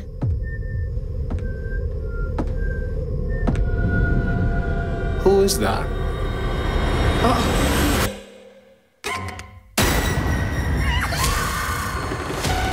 Run. Welcome back to DBL. That was the trailer for Jordan Peele's new horror flick called Us, and it broke records at the box office. Let's get started with our breaking boo news. Time reports Us had the largest ever debut for an original horror film, raking in $70.3 million this weekend. The movie follows a family confronted with their creepy lookalikes. And we do have a review up on our channel, our YouTube channel, from the Double Jump team, so make sure you go check that out. They know what they're talking about. But DBL Nation, we need to know, do you like seeing horror movies like this? Head to dblvote.com. Let us know. What's your ultimate scary? Which one? Which one, Erica? I just don't do. I haven't done a scary movie since this But what's one. the almighty scary film? Candyman. Oh, Candyman! Yes, that was a scary one. Candyman can. Why'd you say it like that? Candyman can. I don't think that's it No, at it's all. not the same. I don't. What? I don't know. What's yours? I think that's Charlie and the Chocolate Factory. Yeah, you're way off. Okay. All right. What's yours? The Exorcist. It doesn't sound so scary now, but Now it's the Charlie and the Chocolate Factory. I know that was. All right. Enough. What's yours? So yours is The Exorcist? The Exorcist for sure. Mine's The Grudge. Oh, That's it. when they flip it there Yeah. and do this. Yeah, the Grudge I got can't. me. Yeah, I can't. the way that girl moved was very weird. I know. Yeah. What's yours? Mine was The Ring, who That's just also, like mine. yeah, you had that same kind of weird, Same creepy thing. girl that went on. I didn't like it. The Ring 2 was scary too. Yeah. So I don't know. I'm excited to see this. Our DBL jump team, they're just like, it's amazing. Both of them have seen it twice. Some of them have seen it twice. Yes. So I do have to take issue with Twitter, though, because after seeing Us, a lot of people are now scared to go to my hometown, Santa Cruz. I'm not having it. Not having it at all. That's where the film is set, at the infamous Boardwalk. It's a wonderful place. In fact, my husband and I did our engagement photos there. Look how lovely it is. Please don't hurt the tourism of Santa Cruz. Is that the lovely shot? Still waiting on my engagement photo. I was like, that's a creepy engagement. What is that? I guess we do. Oh, there we go. It's a lovely place. A lovely place. It's not scary, but if you go to Twitter right now, people. All right, that's a little embarrassing. Sam, are you getting dipped in front of the dipper? Did you come back from World War II? Put that back up. Sam's getting dipped in front of the dipper. Oh, yes, it's called the Big Dipper, that ride. And so you're like, you thought it'd be cute to do a dip in front of the dipper? Yes, I did. I thought it was literally cute. Oh, we got it. Wow. They even had the sign above it. Get it, guys? Big Dipper. We got it. That's what he just said. All right. Okay, my point is Twitter is saying that no one wants to go to Santa Cruz anymore. The San Francisco Chronicle just did a whole article that it may hurt Santa Cruz's tourism. I'm just saying it's a beautiful place. That's great. Yeah, I was there 2 weeks ago. It's awesome. You were in Santa Cruz? Well, I was in San Francisco and I went up there. It's like you did not go to Santa Cruz. You didn't tell me. I told you that. We had a, I whispered you that. You did tell me. A little chit chat. Yeah, that's a private That's another story for okay, no mics. Do you like seeing horror movies? 63% yes, the scarier the better. Ooh, Erica. You're not on board with that. I'm not, but I'm. That is so awesome that they have the highest grossing for a horror movie, especially outside of Halloween time. Like generally, that's when everybody wants to go and get scared. Peele, 2 for 2. And I think the reboot, only Halloween, the reboot of Halloween and the reboot of It beat it. And you think about how big a deal that is because those movies have 25 years of history and that brand is already built. So you just have to kind of continue on. But just this is a brand new thing. So to come in third is amazing. Thank you for the silence, guys. Coming up on DBL. What, you get the giggles this I do. An artist whose amazing story will leave you inspired. That's next in today's Heart Threads.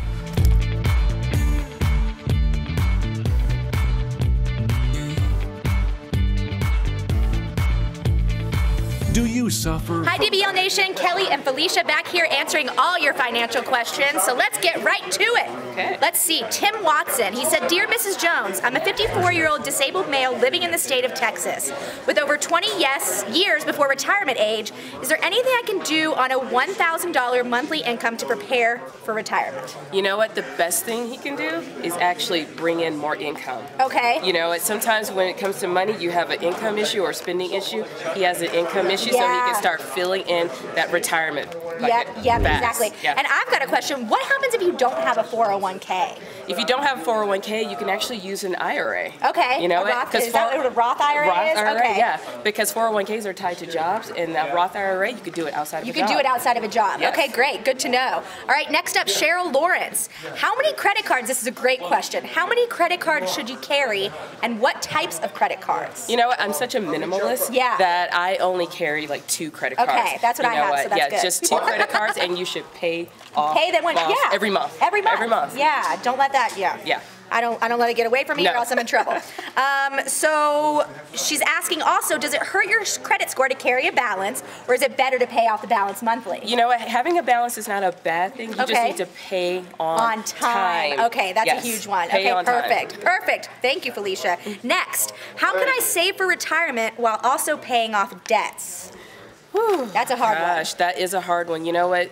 You do both at the same time, but do as much as you can to pay off that debt. Okay. Because then you'll have more money for retirement. Yes. Exactly. All right, thank you, Felicia. We will see her actually next break. We'll see you then. Keep sending us your questions.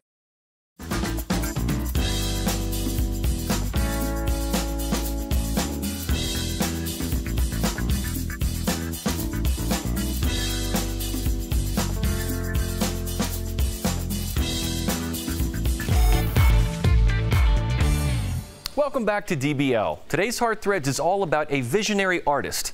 Watch how a woman with Down syndrome is creating beautiful works of art. This woman with Down syndrome uses painting as an outlet, and over the years has achieved great success. For Jennifer White, growing up with Down syndrome wasn't easy. It's kind of different when you're a Downs person. Jenny started painting in high school and was spurred on by one of her teachers. I came up with the thought and the vision, and I decided to draw it. Decades later, she has dozens and dozens of paintings under her belt. She even started her own art business and sells paintings on her website and at art shows. But for Jenny and her mom, it's more about the message than the money. She loves to see the moms and the little babies with Down syndrome come by. It's really important for the parents to see that, you know, older children with Down syndrome can really accomplish things.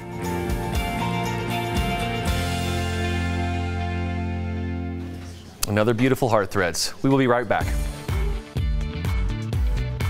Promotion.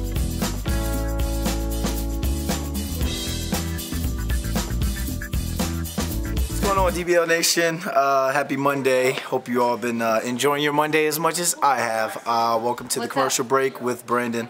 Let's get to the fifth host comments. You guys have been writing in on the fifth host about the guy who received the big old TV, 84-inch, I believe.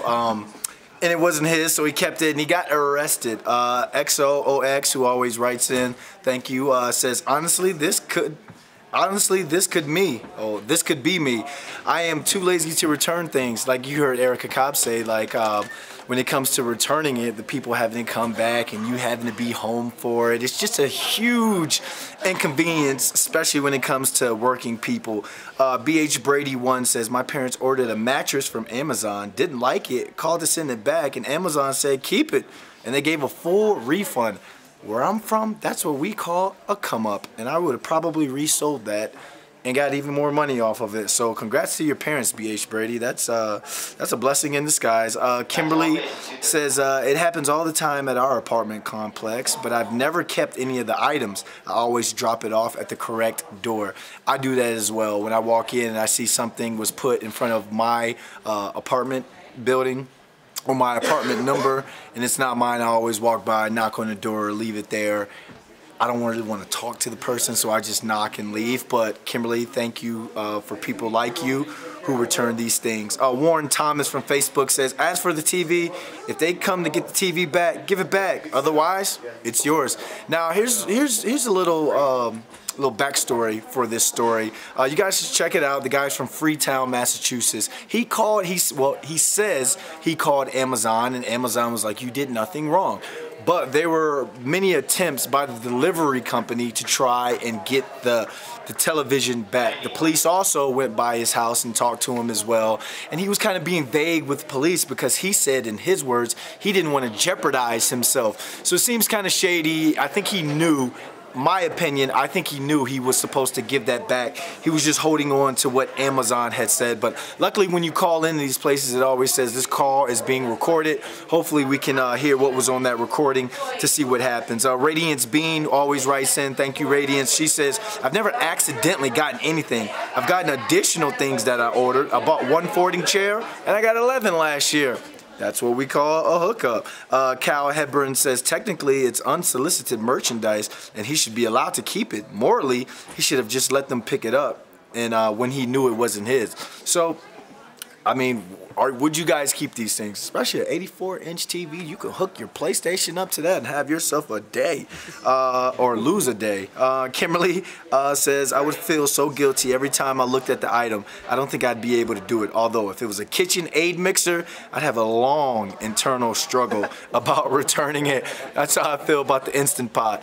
Thank you all for writing in. Keep watching the show. We love you guys. And like I said, keep writing in. We'll get to you guys with all the comments. That's your break.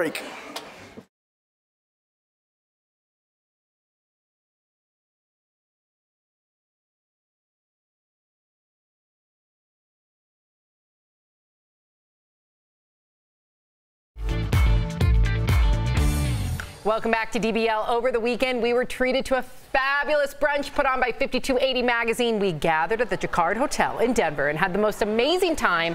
And while there, we got to meet some fans of the show, which was so cool. So we want to thank 5280 for being gracious hosts and bringing us all together. First of all, how much great, incredible food did we get to try there? I immediately went to a restaurant the next day of a place that had a booth there. So really great food, and we appreciate the hospitality. Just 4-star event as always. Oh, man, there was these salmon things like on a potato croquette. I was almost embarrassed for you always going back. I was embarrassed. Yeah. I even said it. I'm like, I'm embarrassed, but what am I going to do? I was starving. Erica? Oh, there was this Bloody Mary thing that I decided to make into a whole salad, and it was amazing. Yes, the Bloody Mary bar. But we have some comments. Stacy from YouTube says, happy magnificent Monday, everyone. Joan says, best live panel group ever. Thank you for that. Christine Kohler-Owens, Al is on fire. And Lauren says, so great to see Felicia back. Her advice has been super helpful. John Hancock has been great as well. Yes. It's great advice. Yes. And it's like advice almost that she simplifies it. Which is, I need that. I need it simplified. Because you can get intimidated. If somebody uses a word that you don't know, it's hard to tell somebody, I don't know what that means. Right. But she just breaks it down. We love her. Yes. Love her. Well, we will see you tomorrow, same time, same place. What's wrong with you? What was that? Have a great day, everybody. Love her.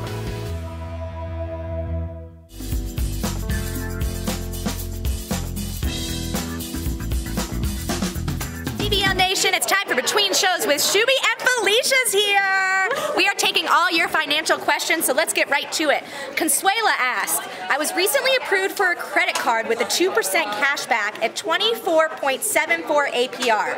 Is this a good card to have? That is a very high APR. Okay. And with 2% cash back, you might be negating if you're not paying it off on time each month. Good to know. So on that, she says, what's the best way to use this card wisely? That would just be to pay it off each month? Pay it off each month and get the rewards, but also start looking into different rewards cards because it's a really high APR. Yeah, okay, good to know, good to know. Next question comes from Shannon. Is it bad to cancel a credit card? You know what, that's such a controversial thing. Yeah. I don't think it's that bad to cancel a credit card. It just depends on what you're doing. Now, if you're trying to buy a house or a home, leave everything as is. But if you're just coasting along and you don't see anything in the future, get rid of it. Okay, perfect. Good to know. Next up, Alex, what are your thoughts on the new wave of micro investment apps like Robinhood, Betterment, or Acorns, which invest your spare change into diverse stocks? Is this a good practice? Actually, I love them because it's taking little bits of money and putting you into the market. Okay, Why great not? to know. And DBL Nation, we will put those apps up on our website for you. But if you want to plan for your financial future, just call John Hancock at 1-800-978-0663. And Tori and Felicia are going to be here for the next 2 hours answering your questions. So please keep sending them in. See you soon.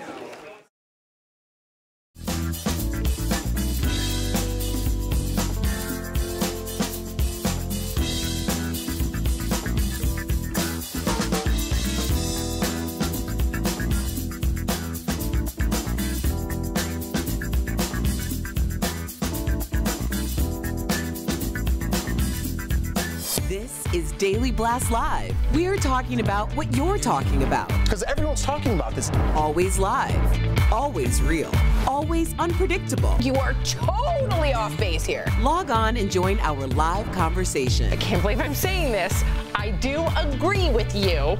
DBL starts right now. Welcome to DBL. It is Monday, March 25th. We are live, and we're talking about what you're talking about right now. I'm here with Tori, Jeff, Al, and I am Sam. Let's get started. A lot of reaction pouring in today after a summary of the Mueller report was released yesterday from the Attorney General, saying the investigation concluded and there is no evidence the Trump campaign conspired or coordinated with the Russian government. The Attorney General also cleared Trump of obstruction of justice, although the Mueller report does not go that far. The president tweeted about it with this quote saying, quote, no matter your ideologies or your loyalties, this is a good day for America. No American conspired to cooperate with Russia in its efforts to interfere with the 2016 election, according to Robert Mueller, and that is good. And a lot of people today are saying this is a great day for America, and we can all be relieved there is no collusion, but there are still a lot of people calling on Mueller to testify and for the full report to be released. Tori, you are our D.C. insider. You live and breathe politics. So number one, do you think that we all as constituents will get to see that report? And number two, what do you make of it? First off, how do I make of it? I'm not congratulating anyone, but I'm really glad for my country. I'm really happy that my president didn't work with a foreign invasion to take over my election. That's a good thing. And if you want it to be a bad thing, you only want Trump to be wrong. And that's not good. You want to be patriotic. You want your country to do well. That being said, it's going to be a long time. We're going to see subpoena after subpoena. We're going to hear that Russia did interfere, maybe not colluded with, as we now found out, exculpatory evidence. He did not collude with Russia. We have to own that, you know. At some point, though, Russia did infiltrate with Facebook, with bots. We do know that. So we have to deal with that in the next election. As for will we get the full report, I think so. And I think we'll have it redacted. But very soon, I think we will see most of it. Are you ready for this to be over? Because I know from the beginning. For me, it's over. Okay. You know what I mean? For me, it's no but let's see the rest. No, it's over. He didn't collude. We've been waiting on this for months and months and months, and now we found out that it was nothing. For as long as we've been on the air. Yeah, but in the meantime, well, you can't say it was nothing, considering that there's how many indictments, how many arrests. It's not nothing. I'm glad, too. I echo Tori's sentiments, but the $25 to $35 million that it took financially to do this, it did uncover things, and I'm glad that there is oversight. That's important. Yeah, sure, but for me, it's over. Yeah, I just, you know, Tori, you kind of hit on this, but, you know, no matter, yes, our president didn't collude with a Russian agent, but, I mean, I think, like you said, I think we've seen the effect of on our elections from the Russian influence. 100%. We saw that with Brexit as well. People are even saying that it went as far as like with the fake bots with the Colin Kaepernick situation. They were saying not that Americans were that passionate about it, but they created this thing on social media. Like there are millions of people that were concerned about this, and it obviously led to more divisiveness. So I think that we need to start to check ourselves and do more of a crackdown, because if Russia did interfere with our election, which I think the one thing we can all agree happened, I hope. Yeah. You know, then maybe we can put some places in measure so it doesn't happen again. I agree. Agreed. Well, a cruise ship in chaos is being investigated right now, and you've got to see this video. Hundreds of passengers had to be airlifted to safety after the ship's engines failed on Saturday. One person on board captured some very dramatic video showing a woman struggling to keep her balance as the ship is tossed about. Ceiling tiles actually fall on her. In another video, you can see chairs and other furniture dangerously rolling from side to side. Rescue workers rushed to evacuate more than 1,300 passengers and crew members. You can see them all gathered together wearing life vests. One man aboard described the scene to GMA. Watch. When we started sliding around the dining room and windows were flying open and glasses breaking, that's when we knew that this was serious and it was not something that was going to turn out well. And today, Norwegian officials say they are investigating why the cruise ship set sail despite storm warnings. We have someone here, Al, who had how many months or years did you, because you were about a year and a half. A comedian on a different cruise line, right? Right, yes, on Carnival. Did you ever have anything similar to this? Why would a ship leave when there were storm warnings? Well, there were notorious passageways, like going from the Cayman Islands to Puerto Rico. There's something about that stretch of water. It's just very, very rough. How scary. Where the entertainers were, we were on deck 0, so we were below. I know, sorry, Tori, we were down close to the engine, so we didn't get as much rocking. But if you were in the higher cabin suites, which people pay extra for, you're really going to feel all of that rocking. So I felt sorry for people, because I've seen so many people get seasick and out. My only thing is, like, if you've never been on a cruise and you want to go. They're a great time, but to do a short one first. 2, 3, 4 day at the most. See if you like it. See if you get seasick, and if you like it, then do the longer ones, the 7, 10 days. Well, that looks scary to me, and I don't know why they would even think that they could set sail when there's 26-foot waves out there. I don't know why they did either, but I think a lot of people take time off and they go to Florida or wherever it takes off from, and if they're like, hey, it's rough seas, we're not going to go. It's pretty. You would say no, I want to go. I mean. Yeah. I'm not comparing it I'm to not that. coming back. But does this kind of remind you guys of the duck boat story? Remember? Because they shouldn't have gone out. And obviously, that was a lot more tragic. I was just thinking about that. The good thing is we have lifeboats. We see that they had the life preservers. People seem to be calm. The weird thing is, and that is what we're going to find from the investigation, they were clearly storm warnings here. Yes, there were. There were 26-foot waves. They couldn't have thought this was a good idea, and they were either doing it for the money or somehow pressured. So we will find out later, but Norwegian officials aren't going to let this go without an investigation. That's good. Yeah. All right. Well, we will keep you up to date on that. Well, Lori Loughlin is getting some support from her Fuller House co-stars. Candace Cameron Bure and Jodie Sweetin took to the stage at the Nickelodeon's Kid Choice Awards. They accepted an award for Fuller House, and Candace seems to give a shout out to Lori Loughlin amid the college admission scandal. Watch. A loving family sticks together no matter what. They stick together through the hard times. They support each other, they encourage one another, they pray for each other, and they stand by their side no matter how tough it gets. And a lot of people are calling out Dr. Dre right now after the hip-hop star seemed to shade all the parents involved in the college admission scam. In this since deleted post to Instagram showing a picture of Dr. Dre with his daughter and her acceptance letter to USC, Dr. Dre comments, "My daughter got accepted into USC all on her own, no jail time. But here's the thing, DBL Nation. Dr. Dre and fellow musician Jimmy Iovine gave USC $70 million in 2013. So did she really get in on her own?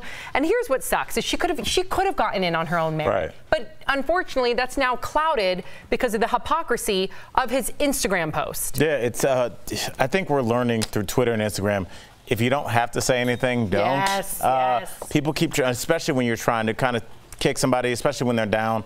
I'm not a Lori Loughlin fan, or I don't dislike her. She's just a human being. I hope the best for her and her family. She's clearly going through a rough patch, and to take a shot like that, okay, that's Dre. He can do whatever he wants. He's a billionaire.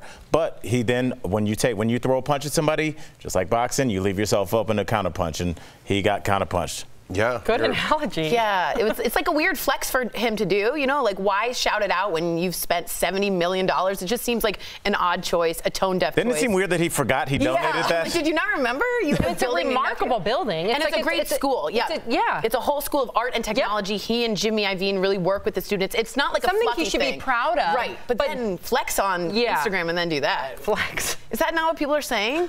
They are. If you just said it with some confidence, you had it in the same. No, it's not embarrassing. Flex. It's a weird flex. People First of all, say it. You never use that term. I've never heard you use that term before. That's why I had to ask about it. I think I've said Did you just watch a hip-hop movie or something?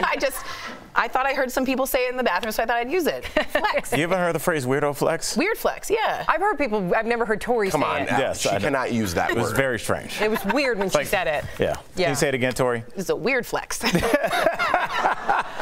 right, we got to give a big DBL shout out to Rob Gronkowski. After 9 seasons with the New England Patriots, the 29-year-old tight end announced he is retiring from football. He posted his decision on Instagram and thanked the Patriot Nation for their support. And Tom Brady shared his reaction with this post to Instagram, saying in part, "What an honor and a privilege it was to play with him." Yeah. Good for Gronk. He's a good career. No one else was talking, so I figured I'd jump in there. You know Gronk better than me. Oh, yeah. Good for him. He's going to be a Hall of Famer. What? Jeff, do you think this is a new thing we're going to be seeing with guys kind of retiring a little early? 9 years is a long time, but I think 10 years ago he would have played 2 more seasons, and now guys are like, I behold. To prove for him. He's 29 years old. He's got a career after this. And he left on the Super Bowl. But did he leave? Because I heard that he's leaving specifically as to not have all of that brain problem. Good. Well, he's pretty prone to injury, and he had a couple concussions already. So good on him. Good time. Great young career. man. Yes. Got his whole life. Hall of Famer for sure. Congrats to him. First ballot Hall of Fame. DBL's Live will bring you breaking news as soon as it happens. Coming up, want to have fun but don't have the cash? Our financial expert tells you easy ways to save for your splurges.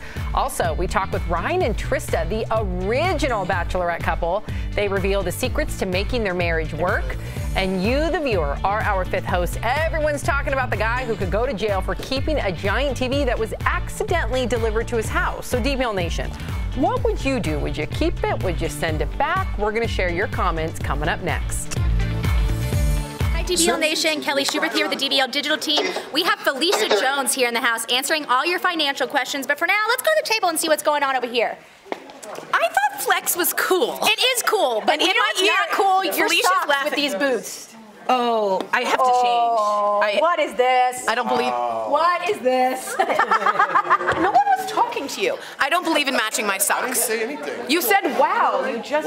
What's going on there? I don't believe in matching socks, and I do need to change. But first, we have our okay. No, not this break. Oh, not this break. So, a lot of you writing in. First of all, I missed someone's birthday. I think it was Sierra's. I'm usually really good with you guys. I wanted to respond to a lot of you writing in and watching us from Minneapolis. Mary Johnson. Yes, it should all be released. This talking about the Mueller report. It was our taxpayers' money paying for this, and we should be able to see it.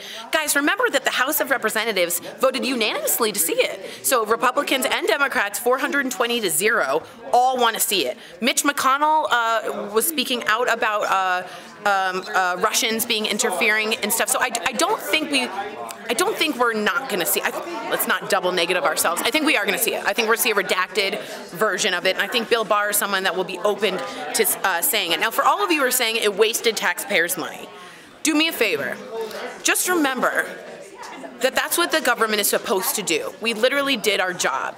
It's supposed to have very strong evidence that maybe something was wrong. It goes to a special counsel. The special counsel investigates. They investigated. They came to a report. They said there's no collusion. That is A, B, C, exactly what oversight is. That is a check and balance that everyone's okay with. So it didn't waste our money. It actually did exactly what our founding fathers and smart people who want a democracy and a republic want to do. So I agree. There's no collusion with Russia. I know I'm not a big fan of Trump. I think he's still not the greatest guy in the world. But I have to be honest. I want my country to do well, and I'm glad there's no collusion. But let's not say that was a waste of money, because I think that was an important part to protect our executive branch. Flex. Weird flex? Do you say it, Courtney? Am I too old? Just say it. Just say I'm too old. Yeah, says you're too old. Okay, cool. Thanks. Okay.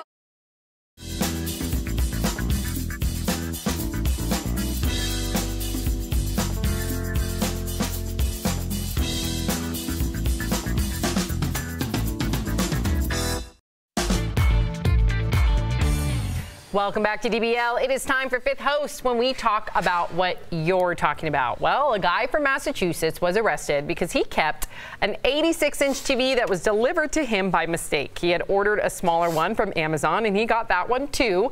So he checked with Amazon about the mix-up, and they said he had nothing to worry about, even though the delivery company wanted that big TV back. And now he could go to jail for it. So DBL Nation, a TV you didn't order gets delivered to your house. What would you do, huh? All right. Alexa on Facebook says that's not stealing.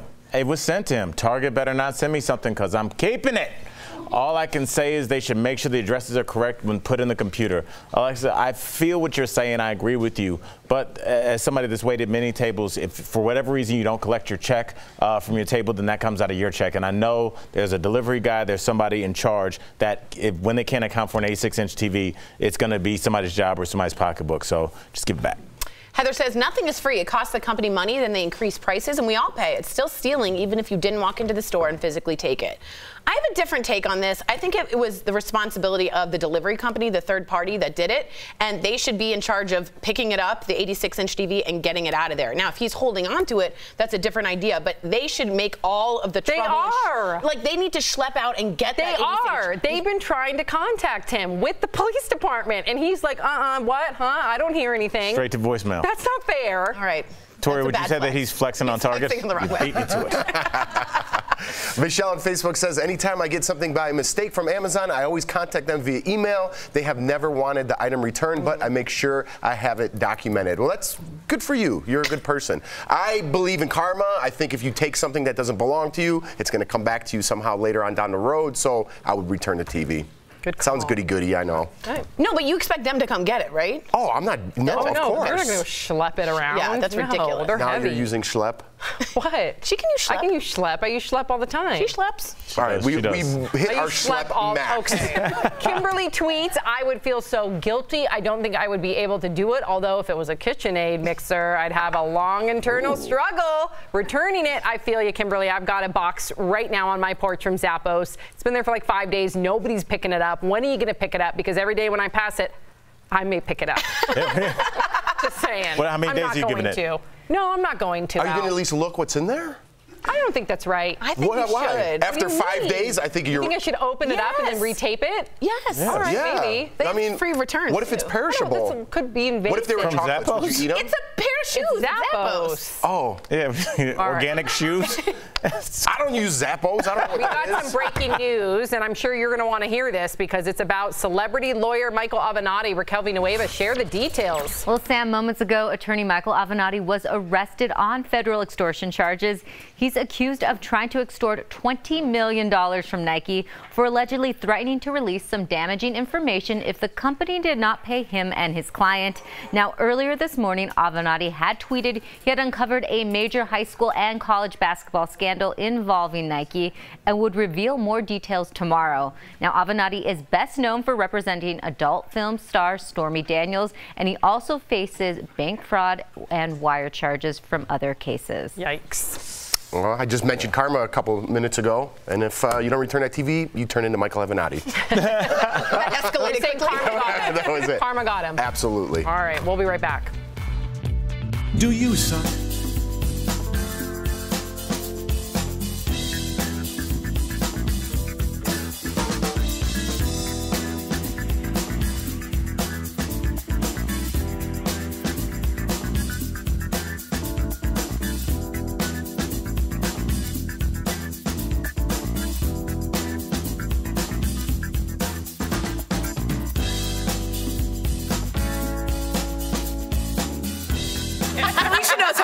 a little off the cuff. She's fine with It's that. just money. It is just money. This is a really good question. James Jackson, I totally have this question. I so have this question. Felicia, how do you save money monthly without also raising your credit card bills? Oh my gosh, that is a great question. The thing is, you gotta have savings as a priority. But isn't also you're supposed to get rid of your credit card debt too? Yeah, you're gonna like to play back and forth with Got them. it, okay. But definitely have a priority to consistently save, but also put more money toward that credit card debt. Would you put more money towards the debt than the savings? Yes, Okay. always, because the more you put toward the debt, the more you have to save. That's right. And then the other thing is like She just blew my mind. I know, mind blowing. But also work on those expenses. That's why you keep getting those credit card. I know. You know what's funny is when I look at my credit card bill, I'm like, how? It's not magic. I spent the money.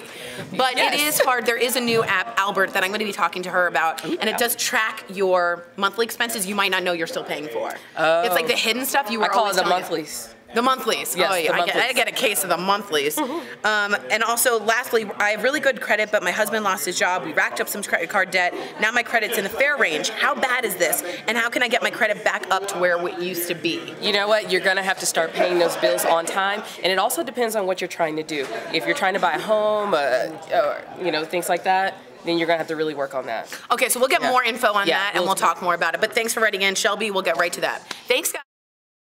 The Bachelor franchise has been on TV for nearly 2 decades, and it's still one of the most popular reality shows today. Soon, you'll be able to stream the very first seasons, so we caught up with, of course, the original Bachelorette couple, Trista and Ryan Sutter, to chat about their love then and now. Trista and Ryan Sutter, welcome to Daily Blast Live. How are you guys? Thank you. Good. Thanks for having us. Good. Trista, you were runner-up the first season on The Bachelor. How does it feel being the OG Bachelorette? Do you have an OG Bachelorette dance? Like, how do you feel? You have some pride? OG Bachelorette dance. I need one of those. Yeah, you do. Do it. Yeah, you do. Thanks, Tori. I feel old whenever someone calls me the OG because it's been around forever. I know what you mean. So I feel old. Nice. I feel thankful that I was part of it. Now, a majority of the relationship of The Bachelor, they end up failing. So my question to you is, how did you guys make it work? They're top secret tips. So Only if you live in Denver. Yeah, we're in Denver. Tips. yeah, no, I mean, there's no secret to any of this stuff. It's just you do the best you can, and you take care of each other. It's being on The Bachelorette and everything that happened afterwards. Because it was so new, we didn't know what to expect, so we leaned on each other a lot, and that brought us closer together. So after a few years, you're just a normal couple, and you're just trying to do the best you can. Yeah. We actually have our very own Jeff Schroeder. He's a host here. He met his wife, Jordan, on Big Brother. She won. Yes. They're still married. And Trista, I know them. I love them. I'm a huge Big Brother fan. I heard that you're friends with Jordan. So how do you guys think, what advice do you have for reality couples, just because you went through the burner? I don't know that it's appropriate for me to give people advice. I just feel like really you just have to prioritize your relationship, focus on what makes any good relationship a good relationship. Well, it's been 17 years since the first Bachelor, and I've been wanting to go back and rewatch all the original seasons, and guess what? I can now because Tubi will be streaming the originals starting on April 1st. So are you ready for everyone to relive your romance? Because it's going to be like a whole new group of people seeing it for the first time. He is not.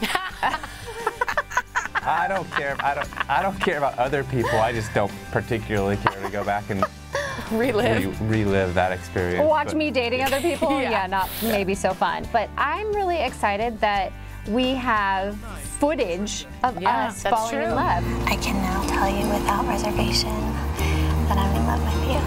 And not a lot of people can say that. That's true.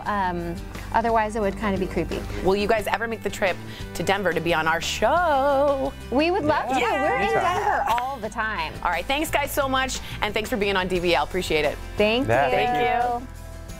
They're coming. Up next on DBL, want to have fun but don't have the cash? Our financial expert has easy ways to save for those splurges. Stay with us.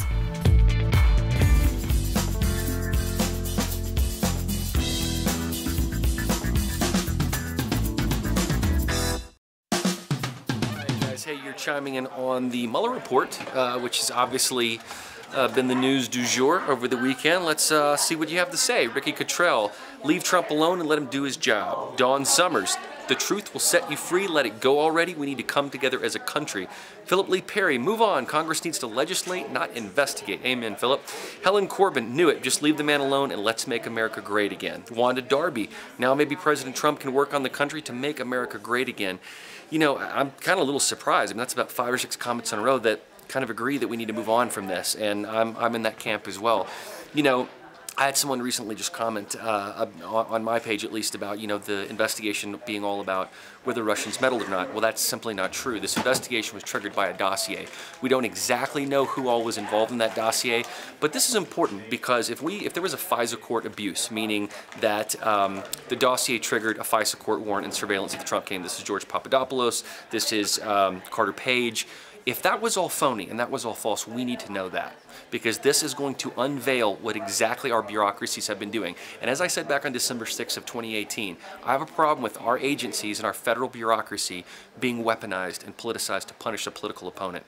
We don't know exactly who all is behind this, but I believe a second investigation may be triggered. And I think that's important to do, because we've spent, what, 2 years and $25 million to find out the president didn't collude. Now, Russians tried. In fact, they offered even to collude with the campaign. The campaign said no. I think that's just as important of a factor in what the Mueller investigation turned up, was that there was offering of collusion. Like, they offered it to the campaign, say, let's work together, and the campaign said absolutely not. That's just as important of a finding as Trump colluding, because remember, Adam Schiff, Nadler, these people, can't think of the other guy's name, Swalwell, they all said they had evidence of it. Well, where is it? Where is it? I think those guys should resign right now, today, based on this BS investigation. It's over. Move on. And they're still saying we have evidence? Where? Where did you get it? I mean, I think they should be testifying before a committee on that reason alone. Sherry Giles says, so now we have the Southern District of New York still ongoing. That's true, but Sherry, I hope you're not hopeful and wishing. It's exactly what the media has done for the last 2 years, is hope that this is true, and it's simply not. Judy Prevesto, all that money wasted. Shame on our government. Nothing but a witch hunt. When is it going to stop? Well, Judy, I hate to tell you, but it's not going to stop.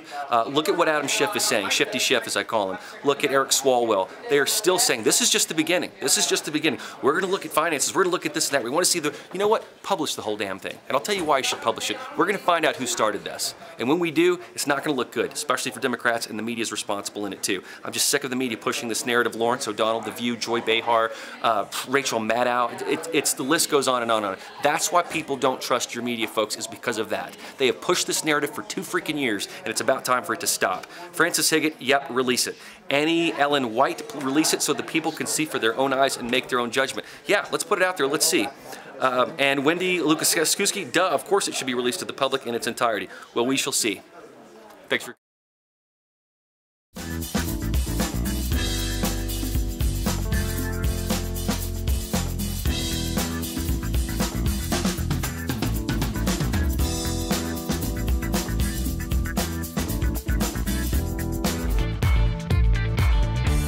Welcome back to Daily Blast Live. Felicia Jones, our budgetologist, is here. Thank you.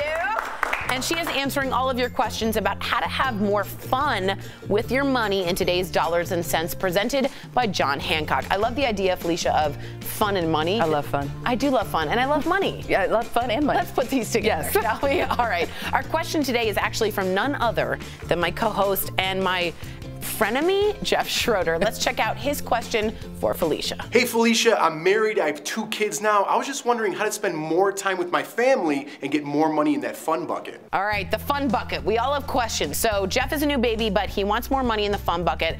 How do we help him out? Talk to me about fun and money. So what we're gonna do is put more money into our fun bucket, and we're gonna follow the 10% rule. Ooh, I like this. So when it comes to the 10% rule, the first thing I want you to do is go and open up a free checking or savings account at your local bank, and we're gonna name it fun. The second thing is we're gonna look at your monthly income and take 10% of that and auto draft it into that fun account. Automatically? Automatically. That's so smart, okay. And if you want more money into the fun bucket, here's a couple of things. Look at your budget, get rid of unnecessary expenses like that gym membership that we haven't been using. What do you mean? I'm going. And make sure we get rid of those monthly subscriptions that we're not using. And if you want even more money, go generate some income. Sell some clothes, have a yard sale. Ooh, I love that. It gives you just a little bit more for that vacation. Exactly. Am I right? What's your fun account called? It's called Vacation. Oh, Yeah. Where would you want to go most? Oh, that list is way too long. We don't have time for that. Oh, I love that. All right, thank you so much, Felicia. I'm sure Jeff and his family will thank you as well. To submit your financial questions for the next Dollars and Cents, please email askmrsjones@dailyblastlive.com. And for info about life insurance and retirement planning, call John Hancock at 1-800-978-0663. Great advice per usual. Here's what's coming up next on DBL.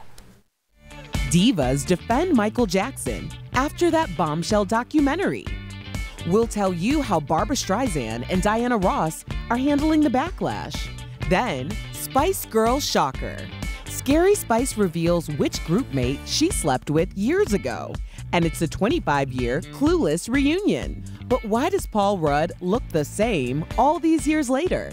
More DBL when we come back.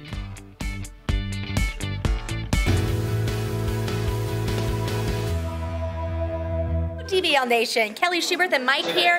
Mike has a trending story and it's breaking news, so I want you to hear about it, DBL Nation. What's up, Mike? Avocados are being recalled. No! Yes. Not in Colorado. Oh, Mike's about to clear that up for us, don't worry. So, they are not being recalled in Colorado. They're being recalled in Arizona, California, Florida, New Hampshire, North Carolina, and Wisconsin. Why?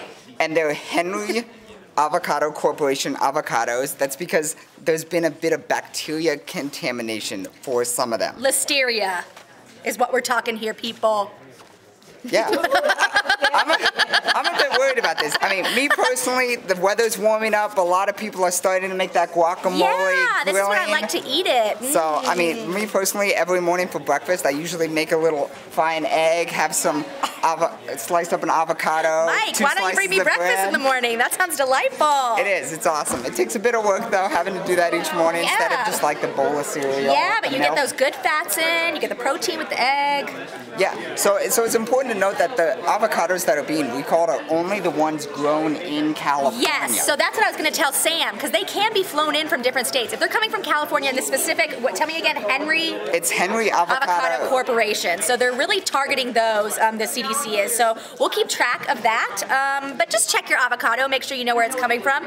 Maybe avocados from Mexico are your best bet right now. Yes, and Henry Avocado, they do import avocados from Mexico. So just because it has that Henry Avocado label doesn't mean it'll be from California. Yep. So just be careful. See you guys.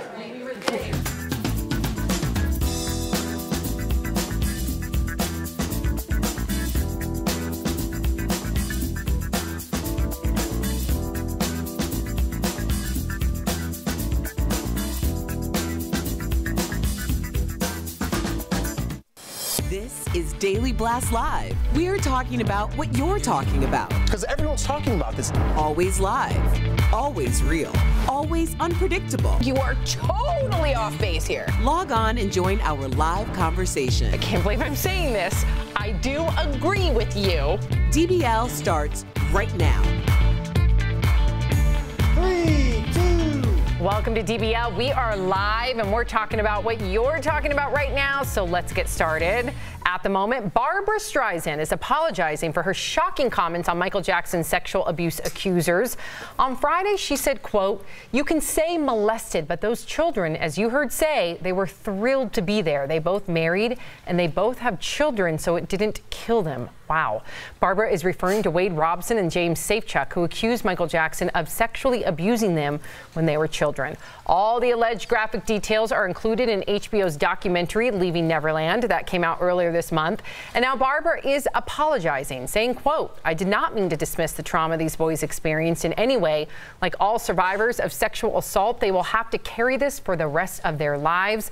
But now singer Diana Ross is also weighing in. She tweets, quote, "I believe and trust that Michael Jackson was and is a magnificent, incredible force to me and many others. Stop in the name of love." Wow.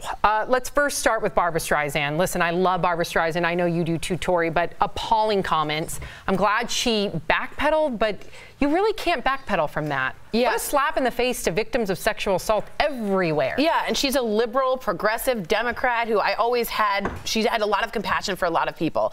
Now, she did this in the Times of London. It was a written interview, and she misspoke. Can I just say, when you misspeak that much, that's dangerous. What she did is reinforce the idea of I'm not going to come forward because it just doesn't matter. And when a liberal progressive person on that platform is saying it doesn't matter, then who are we going to expect to say you should come forward? Can you believe she said they were thrilled? Oh, shame on her. Shame on her. Just because there's not an act of rage in rape. You know, so many people think, you see that with the student-teacher relationships, and I say relationships loosely. And this isn't age shaming at all, but Barbara Streisand is a little bit older. And remember this, Sam, it's crazy to say there were periods 20, 30, 40 years ago where you walk in a police station and say I was raped, and they say, what were you wearing?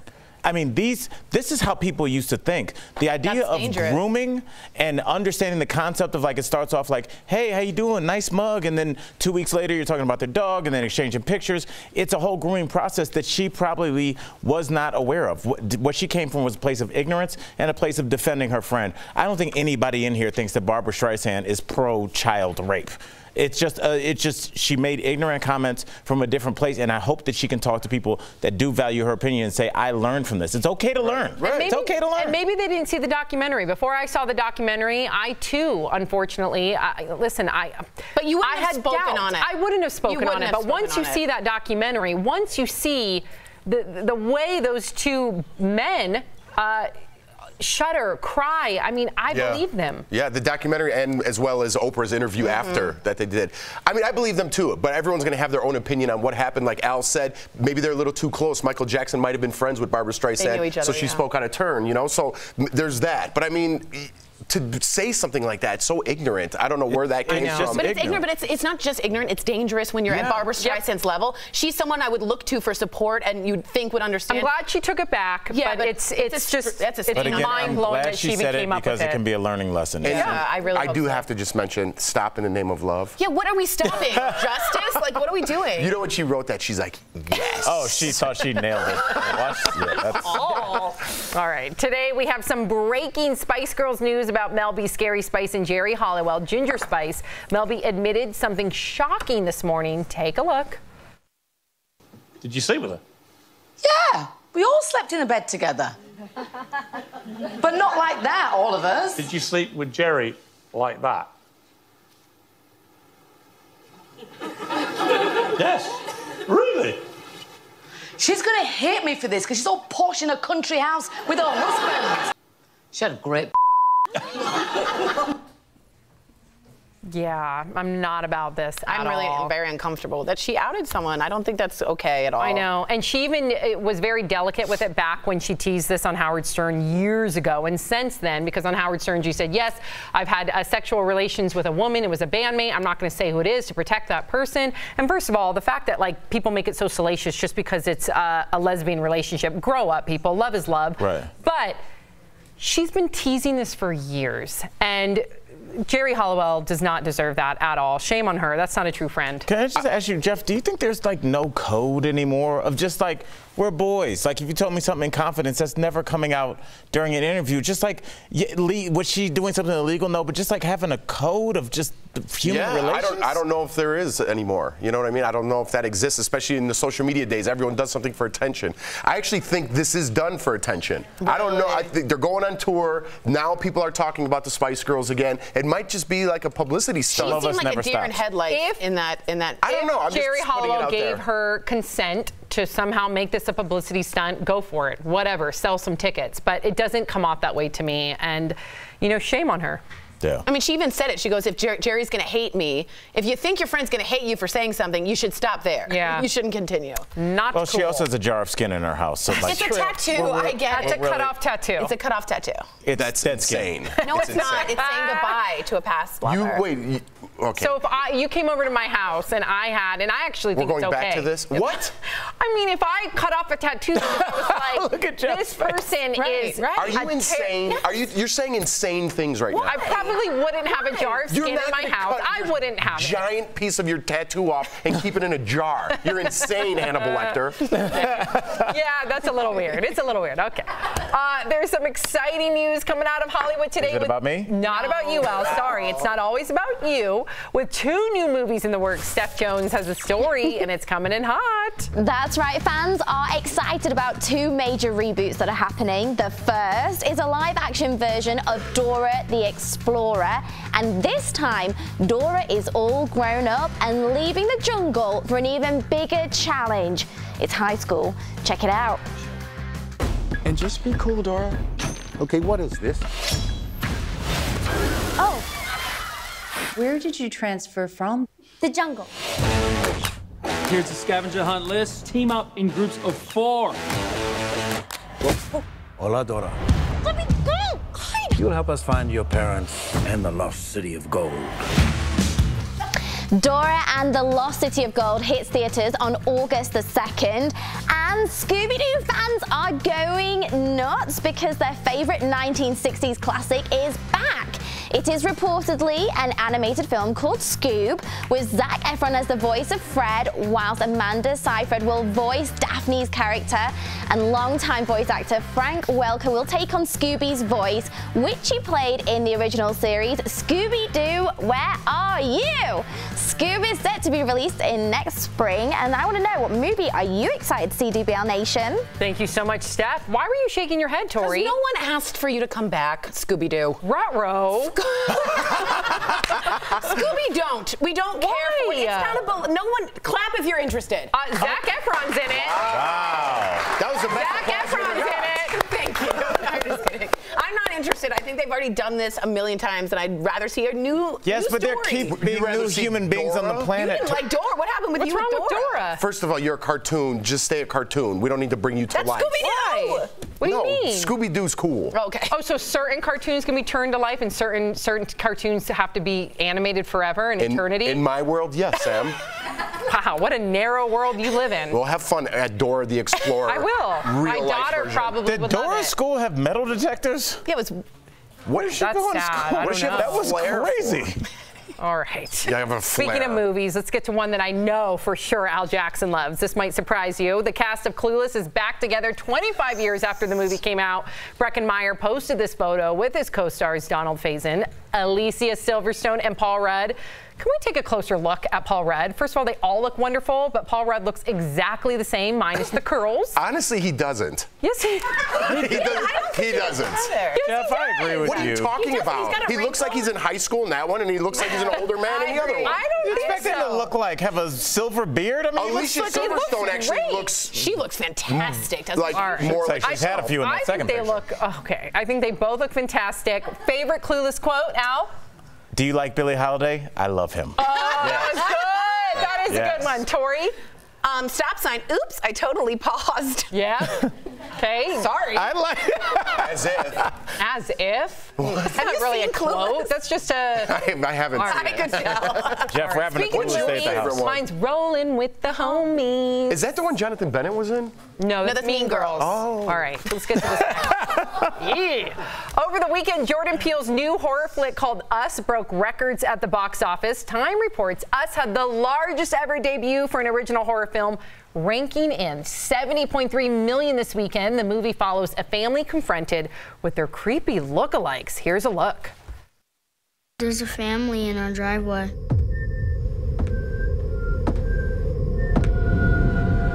Who is that?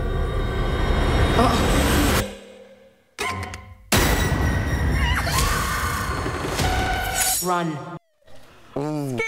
If you didn't know, the movie was shot in my hometown, Santa Cruz, California, but now people don't want to visit it anymore. If you go on Twitter, people are saying things like, after watching Us, Santa Cruz is canceled until further notice. Another tweets, I'm shook, never going to Santa Cruz Boardwalk again.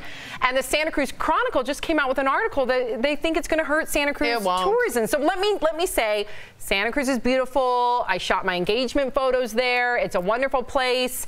Do we have time to look at these? See? Oh. It's beautiful. Oh, Sam. Oh, gosh. Wait, hold on. Wait for this part. Oh. She's dipping in front of the dipper. Wow. I gotta be honest, that is front and center in that movie. Even that whirly gig. So you're really 100%. Do they dip someone in front of the dipper in the movie? They don't go that far. Not between us. Oh, how was it? You saw it. Yeah, I liked Scary Larry? Scary, suspenseful, Scary Larry. Almost more M. Night Shyamalan to me. Yeah, like Live Nightmares. Wait, good M. Night or bad M. Night? Not the best. To me, not the best. And I thought Lupita Nyong'o and the acting was fantastic. Okay, well, check out Double Jump too, because our team here knows what they're talking about, and they loved it. Yes. Coming up on DBL, an artist who started painting for the money but kept painting for a very special reason. You'll be inspired in today's Heart Threads. But up next, you've heard of body shaming. And when a popular meteorologist was body shamed for being pregnant, well, she did something unexpected. She's incredible. She's courageous. She joins us next, live. Yes.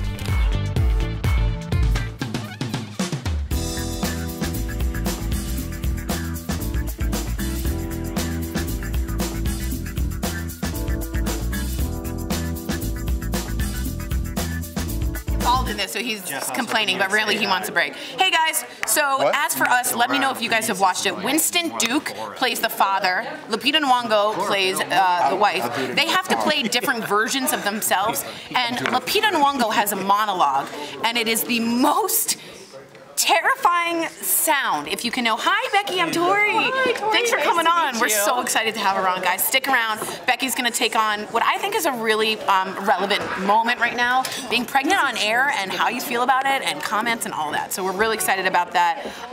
But as for us, I just felt like I had a lot of questions about the twist. I love Get Out. I didn't know if I loved it as much, but someone write me if you've seen it if you had questions too about the twist. It just felt like a M. Night Shyamalan, but Lupita Nyong'o's voice as the other is the scariest thing you'll ever hear. It's sound from sandpaper. It's like, okay, I'll never sleep again. So she and Winston Duke, they did a fantastic job. I just have a problem with the twist, but I'll talk to David in the next break about it. But stick around. Becky's here. She's going to be telling us all about how she felt after viewers wrote in, and we're going to find out how she felt about being pregnant on air, which is something that I'm 37. I'm thinking, let's keep it 100. Yeah, you know what I'm saying? Can I bring water in a minute? Oh, okay. Yeah. Oh, thank you. You're welcome. So scary. This is your third.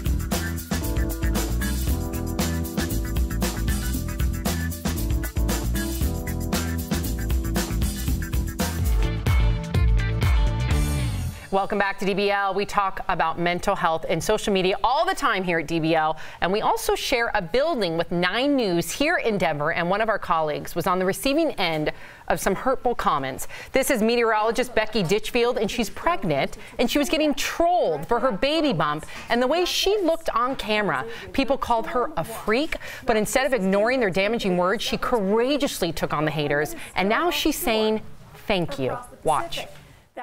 The email I addressed yesterday was just one of many the station and I have received complaining about my size and the type of maternity clothing that I've chosen to wear. So in an effort to stand up for myself, I used the math that I learned in school to demonstrate the actual size of my belly, and then took more measurements to calculate how much real estate the bump took up on the weather wall.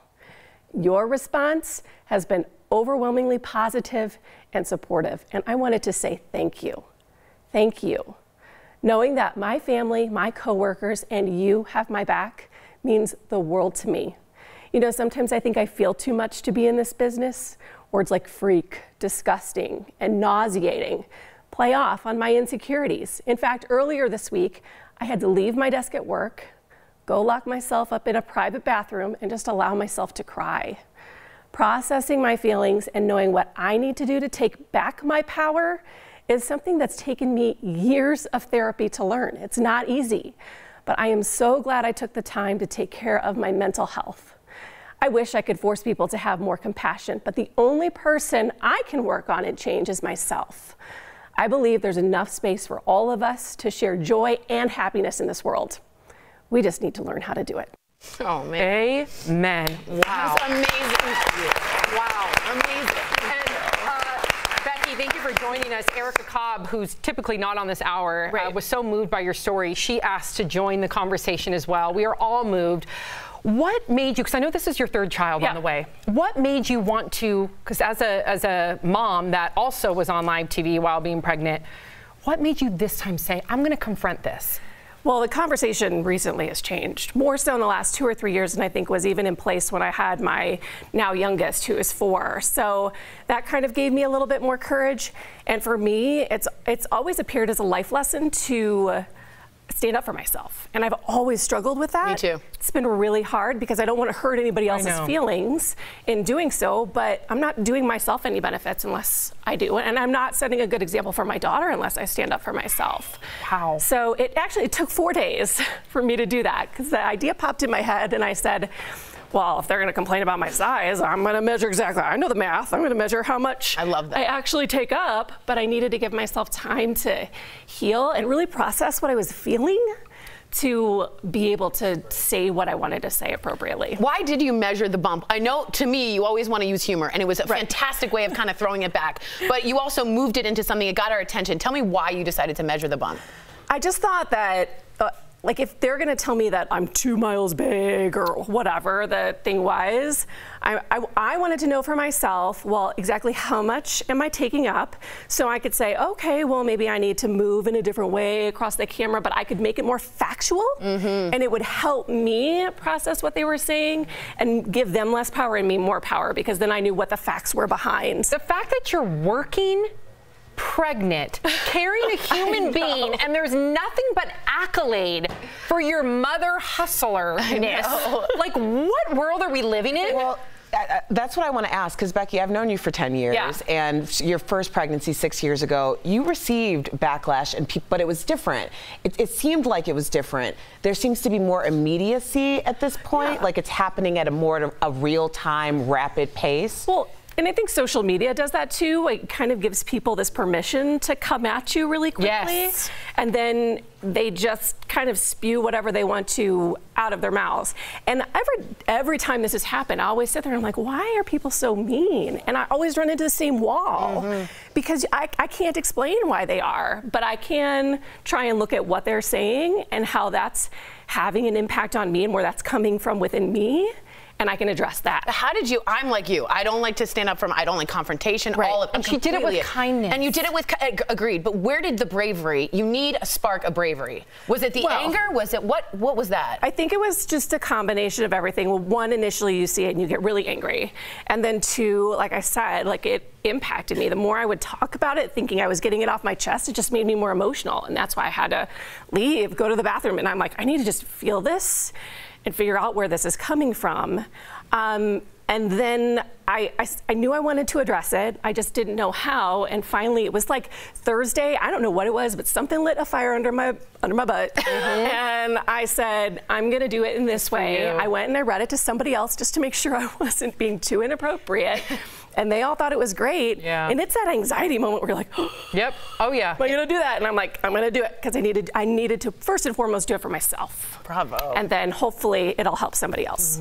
It definitely is. Way to advocate for yourself and others with style and grace. Thank you for joining us. Thanks for and you're just across the hall.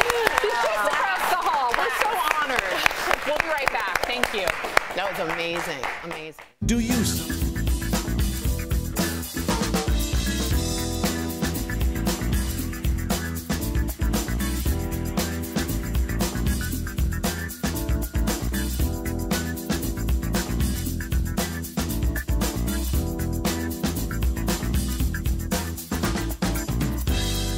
So people writing in, you were awesome. Becky says Arlie78. Wow, Becky, that was so moving. So sorry you had to experience that ugliness. This is our hair and makeup, and it's pregnant. I know. Look at the pregnant lady. Look at the puppies. Never touch a woman's belly without without permission is what I've learned. Oh yeah, and the pendulum now has swung the other way, can I add? Why? Oh, people are just like, ooh, I love a pregnant Yeah, now it's just like, so weird. so weird. It's creepy. Like, I go right in the middle. And again, we're carrying a child here. You're being a superhero. Yeah, like nothing but absolute accolades should be delivered to a pregnant woman who is working, or whether she's not working. Like trying to help you out by giving you the weather. I know. So Radiant Sabine says, so inspirational. Brandy says, Becky, I love you on 9 News, and seeing your growing baby bump is so much fun to watch. Right. We have people on here who have also struggled with infertility and dealt with problems, and to see something healthy is such a positive thing for me. You'd think it would translate that way. Yeah. Some people are just haters, man. And that is too like why I would get really confused, because it's part of my story. I've had 4 miscarriages. Wow. You're very open about it. I keep a blog because I have a rare uterine malformation. I have 2 uteruses instead of 1. What blog is it so people can? Let's see. It's called nowcastinglife.com. You can find it on my Facebook page. Okay, so go to her Facebook under Becky Ditchfield. So just go to Becky Ditchfield and you'll be able to see it. Page, okay. Yeah, you should be able to see it. So 2 uteruses. Yes. Wow. Yeah. So.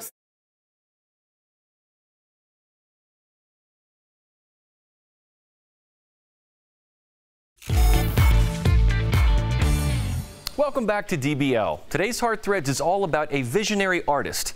Watch how a woman with Down syndrome is creating beautiful works of art.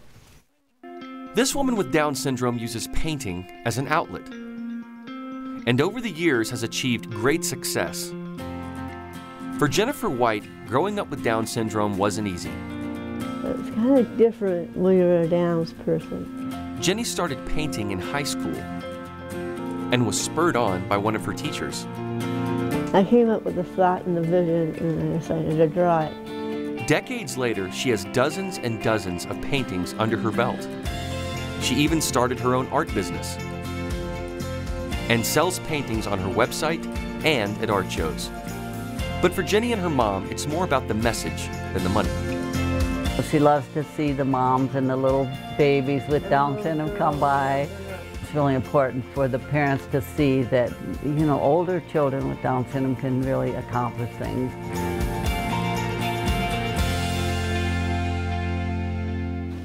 Another beautiful Heart Threads. We will be right back.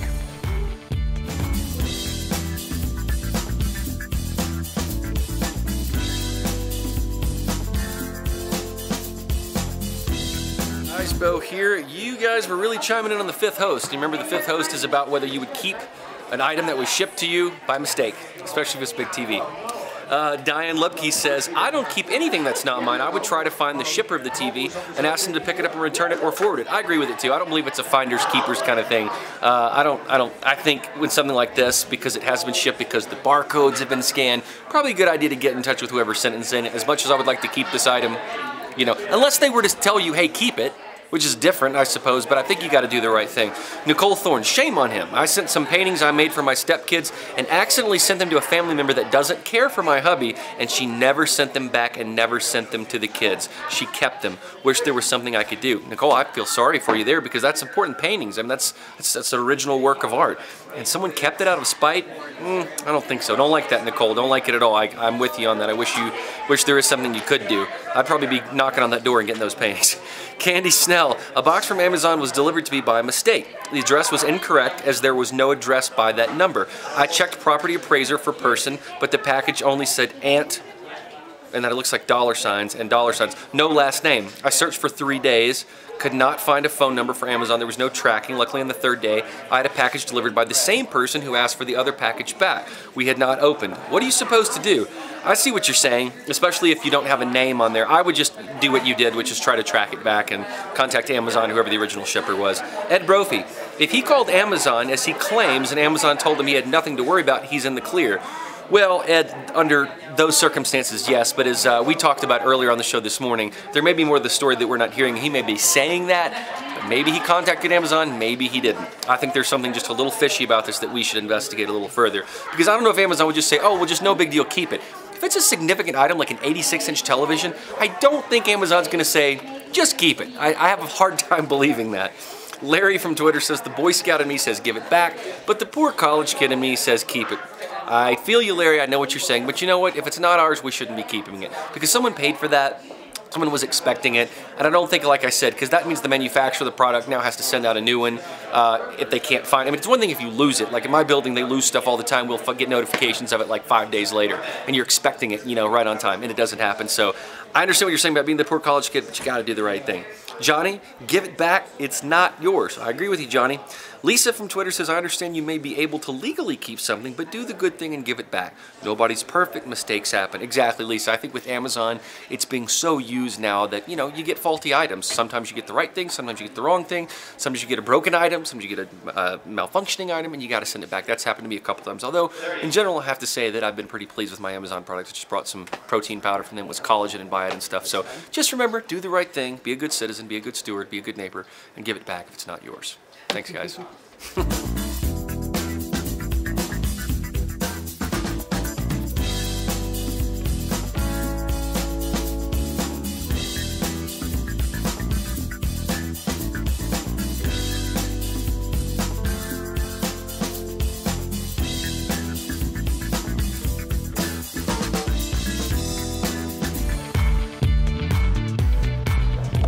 Welcome back to DBL. Over the weekend, we were treated to a fabulous brunch put on by 5280 magazine. We gathered at the Jacquard Hotel in Denver and had the most amazing time. And while we were there, we got to meet some fans of the show, which was so cool. We want to thank 5280 for being gracious hosts, bringing us all together. Let me tell you, some of that food was delicious. It makes me happy, like the fact I'll be in Cleveland at the Hilarities this 29th, 30th, and 31st. All right, good plug. Yeah, same time, same place tomorrow. Bye, guys.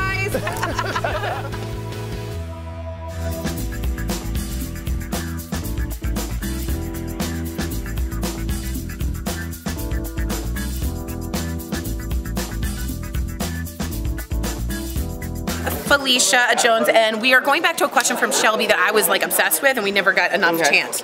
Shelby says, I used to have really good credit, but my husband lost his job. We racked up some credit card debt and now my credit is in the fair range. How bad is this and how can I get my credit back up to where it used to be? So first off, how bad is fair? Fair, it just depends on what you're trying to do. If you're trying to buy a house, you're trying to get a car. Shelby might be trying to buy a house. Okay, then that's where fair will kind of like, gets a little weird. So if you're in that range, you need to just start paying your bills consistently. Just like all the time, keep paying there. Do you open another credit card? Do you do anything like that? You know what, at this point, you just keep paying the bills. Just keep paying the bills and it will get back and back. Okay, that's really good. How long will it take? I really don't have the exact answer on how long it'll take, but sometimes it depends on when you're trying to buy the house, be consistent, and then clean up everything. Make sure you're trying to clean up everything. And don't go open up anything because you get hits every time you start opening. I know, I opened and then canceled something because I didn't mean to open, and now I'm like, oy. What is the number one thing you can do right now to boost your credit score? Pay your bills on time. So it's paying your bills. Okay. And make sure you start checking your credit report and start cleaning up everything. So so Credit Karma are one of those places you can go and check. And just make sure everything is clean. Okay. And if because sometimes you'll have those little accounts that have been sitting there for years that you didn't even know about. You know what's really interesting is thank you for this. Is someone just wrote in and said I didn't even know my credit card was linked to a DoorDash, and I found out. And I think a lot of people aren't realizing that their delivery systems are connected to which credit card. So make sure you just aren't scared to check. So for more of your financial future, call John Hancock, born on my birthday, 1-800-978-0663, 1-800-978-0663. This is Daily Blast Live. We're talking about what you're talking about. Because everyone's talking about this. Always live, always real, always unpredictable. You are totally off base here. Log on and join our live conversation. You think this hair just naturally stays like this? DBL starts right now. 3, 2. Welcome to Daily Blast Live. It's Monday, March 25th. We're live and we're talking about what you're talking about right now. And right now I'm here with Erica, Tori, and Al. I'm Jeff. Let's get to it, guys. A lot of reaction pouring in today after a summary of the Mueller report was released yesterday from the Attorney General saying the investigation concluded and there is no evidence the Trump campaign conspired or coordinated with the Russian government. Very good. The Attorney General also cleared Trump of obstruction of justice, although the Mueller report does not go go that far. The president tweeted about it with this quote saying, "No matter your ideologies or your loyalties, this is a good day for America. No American conspired to cooperate with Russia in its efforts to interfere with the 2016 election, according to Robert Mueller." And that is good. Yes, it is good. And a lot of people today are saying this is a great day for America and can all be relieved. There was no collusion, but there are still a lot of people calling out Mueller to testify and for the full report to be released. So you think we'll ever see that report be released? Yeah, I think we'll get it redacted. Remember, the House voted unanimously to send it to the public. That's Republicans and Democrats 420-0. So there's vested interest in people seeing the report. I think you don't spend 2 years and $35 million and you don't want the constituents to see it. Right. I do think that, I'm not going to say today's a great day for America. I think we found out conclusively that Trump did not collude with Russia. We have to be honest. I would say that's great. I think that's good. I'm glad that that happened and that our checks and balances worked. I think we just have to work on Russia not being part of infiltrating our Facebook and our bots and all that. And there's obstruction of justice. But can I, as a Democrat, can I say he didn't collude with Russia? Yes, I can. And you should be able to say that and understand that and move on from that. So I'm very happy about that. I think that there's a far jump between the president didn't collude with Russia and it's a great day for America. I think that it goes to show how much we're celebrating mediocrity these days. Ultimately, we do know that a foreign agent, a foreign country, did tamper in our elections. Whether that means, what that means about the president are two separate things. To me, I'm not ready to have a ticker-tape parade over the fact that our president didn't collude with Russia. Right. See, I don't know if they are two separate things, Erica. I think they're the same thing. And the fact that we don't have any sanctions against Russia, even though it's a pretty bipartisan decision that they did interfere on some level. FBI has said they have interfered. That's right. No. So you know, the fact that we don't have any sanctions against Russia, I think there are a couple sanctions. I don't know specifically what they are, but right. I mean, let's hope. Yes. You know, but I would like for our president to come out and just let it be known that if you tamper with our elections, there's going to be hell to pay. I mean, this country is so hopped up on democracy. Well, damn it, it's time to show it. Yeah, so I agree with you 100%.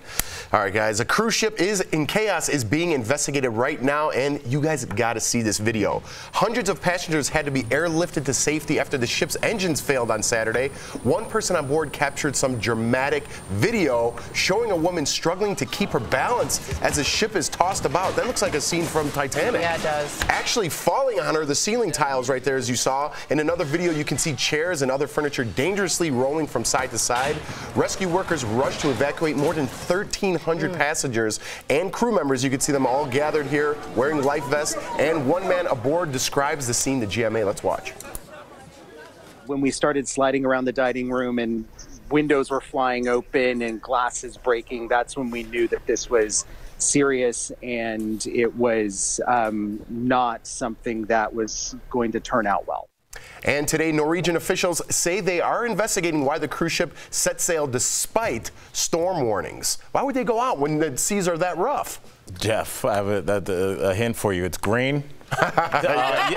Yeah, you know, look, man, these cruises are booked. People have taken, I'm sure they probably gave them some warning, like, hey, it'll be a little rocky. Sometimes when you're on a flight, they say we're going to have turbulence for the first 10 minutes.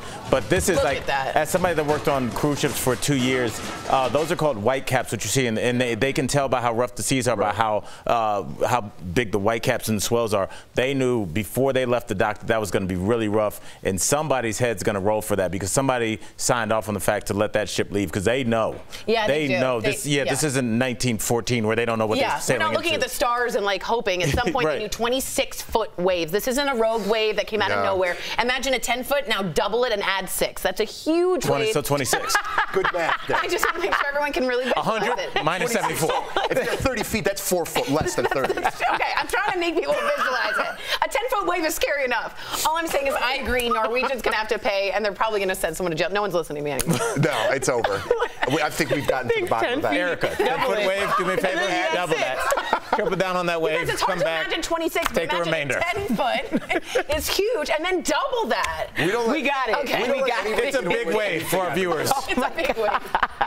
That's all. Say you heard it from Tori Shulman first. Take 3 shacks. One Alonzo morning. And the guy from Webster. And Muggsy Bogues. Okay. We're moving on. Lori Loughlin is getting some support from her Fuller House co-stars. Candace Cameron Berg and Jodie Sweetin took the stage at the Nickelodeon's Kids' Choice Award. They accepted an award for Fuller House, and Candace seems to give a shout out to Lori Loughlin amid the college admissions scandal. Let's listen. A loving family sticks together no matter what. They stick together through the hard times. They support each other, they encourage one another, they pray for each other, and they stand by their side no matter how tough it gets. And a lot of people are calling out Dr. Dre right now after the hip-hop star seemed to shade all the parents involved in the college admission scam. In this since-deleted post to Instagram showing a picture of Dr. Dre with his daughter and her acceptance letter to USC. Dr. Dre's comments, "My daughter got accepted into USC all on her own, no jail time." Woo! But here's the thing. Dr. Dre and fellow musician Jimmy Iovine gave USC $70 million in 2013. So did she really get in on her own? You know how much $70 million is? If you have a 30 minus 30, that's around 70, right? But wait, as soon as I saw this post from Dr. Dre, I was like, oh, this ain't gonna go. As soon as you saw it? Because I was like, didn't he give like a cajillion dollars to USC? That's literally a cajillion. And he gave a lot of money. And I don't know why people are so quick to jump on and say that their child has done it on their own. Like, just let your child's accolades speak for themselves. But I used to work in the admissions office at the university that I went to. And I think that people should just be open about the fact that there's a reason why there's a space there to say, do you have any relatives or someone that has attended this university? Oh, absolutely. There is an algorithm, and there's a lot of things that play a part of it, and a big part of that is if your dad gives $70 million. That affects your algorithm? Well, no, I'm sure she got in on her. I'm sure she's a very smart and talented young lady, but those things do help. And if you do it on the up and up, then it's legal. Yeah, if you don't, it's not. Exactly, but don't call attention to it. Yeah, you know what I mean? Weird choice. You're taking a shot at somebody else, but then you have that. What do you always say? You got one pointed at you, and you got 3 fingers pointed back at you. That's right. You're good with the math today. I want to add, like, seriously, do you think that line should exist, Erica? You worked in admissions. Like, it's people. I've heard people say they think that usually it's line 17 on an employment application says, "Have you been arrested?" And they say that falsely puts you, if you've been exonerated or served your time, that's gonna unfairly exclude you. So should a legacy line be there? Well, they use legacy, and it is legacy, and people definitely use it. Like, my dad went to Yale, and I tried to use legacy to say, "Hey, my dad went there." They're like, "Yeah, okay, you can't get in," but no, not a big deal. But the idea of that is you want a long line of alumni so that you can continually the donations can come in from family member after family member after family member. Does that make sense? You're following the heir of the throne to continue the money to keep coming in. That's what you're really doing. But it's just weird how if we donate a building, that's okay. If we pay somebody to do it, that's illegal. Right, you got to do it. That's the thing. But see, that's where the ego comes in too, because those families could have easily have donated to those universities, and people would have known about it. But that's the thing. People would have known about it, and then it would have been like, well, the only reason why you got into this school is because your dad donated X amount of money. But now your dad just paid somebody to Photoshop to do something illegal, and now your daddy's going to jail. Yeah. Wow. Allegedly, we have to say. Allegedly. I got it in the ear. I was going to say, you got the ear. All right. You want to do some more math, or can we go to break? You can go to break. DBL is live. We'll bring you breaking news as soon as it happens. Coming up, want to have some fun but don't have the catch? Our financial expert tells you some easy ways to save for your splurges.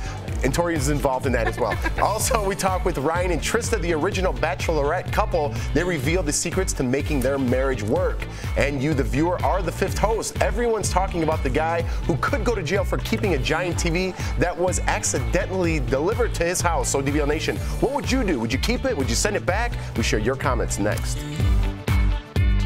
Hi, DBL Nation. Kelly Schubert of the DBL Digital Team. As you just heard from Jeff, we have Felicia Jones in the studio today, and she is answering all your financial questions. So send them in, because we'll have her up next break. But for now, let's go to the desk and see what's going on. I said back in 90 What's up, you guys? Yes. Oh, I'd be really good at hosting a children's show. What would your name be? First off, Shirley DeBoe-Staff, and I call her SDT. That's her nickname from now on. SDT. SDT. She just gave me a full formula on YouTube with X plus Y times 9 is how big the wave was. I can't read it all because I don't know math. But SDT, I appreciate that. I got your back. Also, Kelly, what would be your name? You know, there's like Captain Kangaroo, Mrs. Pickle Wiggle. What would be your kids' show TV host name? Oh my God, the pressure. Miss Kelly. Miss Kelly's class. The class is spelled with a K. Ooh, I like You it. could have the Kardashians. Bye, Daily Blast Live. You would be sad because you just have such a sunny disposition that like you would actually be excited. You wouldn't like do You're the right. segment and then What go about smoke Sunny? a cigarette offset. I'd be like You so would, like, excited about it that it would be a little much. Like Krusty the Clown. Oh, It's yeah. all, I hate this. I think, what about Sunny Disposition? That sounds not like a good name. Sounds like a We rehab can workshop facility. this, guys. I'm out of here for the day. Have a great day. Oh, bye. It does sound like a rehab facility. Yeah, man. Do you ever think to yourself that most people can't afford to go to rehab? Like, I think that, I saw that John Oliver piece. I think that, what's the famous one? Passages in L.A.? I think Passages is like $90,000 a month. Oh, Paradise? Or is it Passages? No, it's Passages. Oh, you're right, yeah. Yeah. That's Britney where Spears, everybody yeah. went, yeah. Tooth hurdy. What time is it, Jeff? They just said we have 2:30 for this segment, and every time I say that, I say Jeff, 2:30. tell the joke. Tell the You joke. gotta No. Tell the joke. What time is it when you go to the dentist? 2:30. Are you glad you heard it? I'm going to the dentist today at 3:45, and there's nothing funny about that. Why? Where are you going? I'm just getting my Invisalign things on. Oh, I'm going. Is it Downing? No, Glenarm. Okay, because I'm going on the 29th and I haven't been in a while, and I'm wondering if I should get laughing gas for just a cleaning. No, what are you talking about? For a cleaning? Why wouldn't you? 6? Well, yeah. No.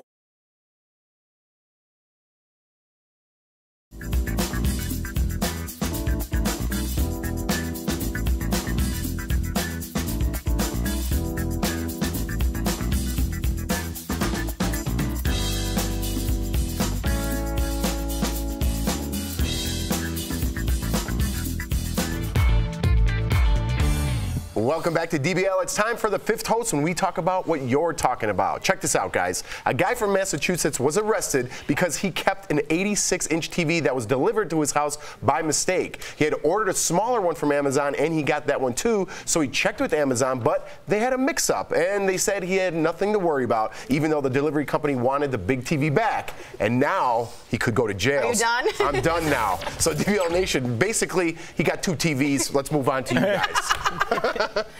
Well, Alexa on Facebook says, that's not stealing. It was sent to him. Target better not send me something because I'm keeping it. They should make sure the addresses are correct. All right, well, Alexa, well, I think the big problem with this is it's such a pain in the butt to return anything that you've had delivered to your home, especially when you have to also schedule someone to come out. It's not like you can put an 86-inch television outside of your home. I mean, that's like 8 10-inch TVs. And then Yes, That keep was it going. on Erica Byrne. Keep it going. That was really funny. Heather says nothing is free. It costs the company money, then they increase prices, and we all pay. It's still stealing, even if you didn't walk into the store and physically and take it. I kind of disagree. This is on the delivery company's problem. They need to fix it. They need to come to the front porch, just like Erica said, pick it up. He doesn't need to do one thing. He already called Amazon. He needs to get a lawyer.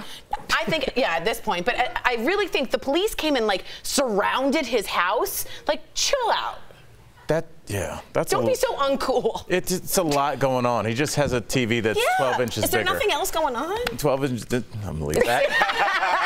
I was like, we want to do a show on Tuesday. Michelle on Facebook said, anytime I get something from mistake from Amazon, I always contact them via email. They have never wanted the item returned, but make sure I have it documented. I'm sure, Michelle, I've never returned anything. I think dudes, we're just like, I'll keep it. I don't care what I order. Every woman I've been on a date with, they'll like send food back. I'm just like, I'll eat it. I think every man's like, it's fine. It's gruel. It's like, I get embarrassed when I'm with people that send back food. I'm like, I pay for it. You should. If I order pasta and they bring me a piece of fish, I'm eating the piece of fish. That's the dumbest thing No, I've ever I think it's because women are used to returning clothes. Like my sister would just return, but I'd be like, what? I think it would be women are more used to clothes than getting she what they left want. with. I ordered a pasta. I should get the pasta. Dudes are just. I don't know. I'm just like, we're too dumb to do it. We're just like, fine. We're just like, yeah. Yeah, whatever. that's a convenient way to go when you have an extra 86-inch television hanging around. I'll just keep it. Well, he had a 74-inch, so he's. All right, enough with the math. We have some breaking news on celebrity lawyer Michael Avenatti. Let's get over to Raquel Villanueva. She has news at the moment. That's right, Jeff. Moments ago, attorney Michael Avenatti was arrested on federal extortion charges. Now he's accused of trying to extort $20 million from Nike for allegedly threatening to release some damaging information if the company did not pay him and his client. Earlier this morning, Avenatti had tweeted he had uncovered a major high school and college basketball scandal involving Nike and would reveal more details tomorrow. Avenatti is best known for representing adult film star Stormy Daniels. She just tweeted she's saddened but not shocked, adding she doesn't work with him anymore. He also faces wire and bank fraud charges for separate cases. Well, there you go. I don't want to gloat, but... Are you gloat? Is this your gloat face? I'm just saying, what goes around comes around. This is curious timing, don't you think, with Operation Varsity Blues?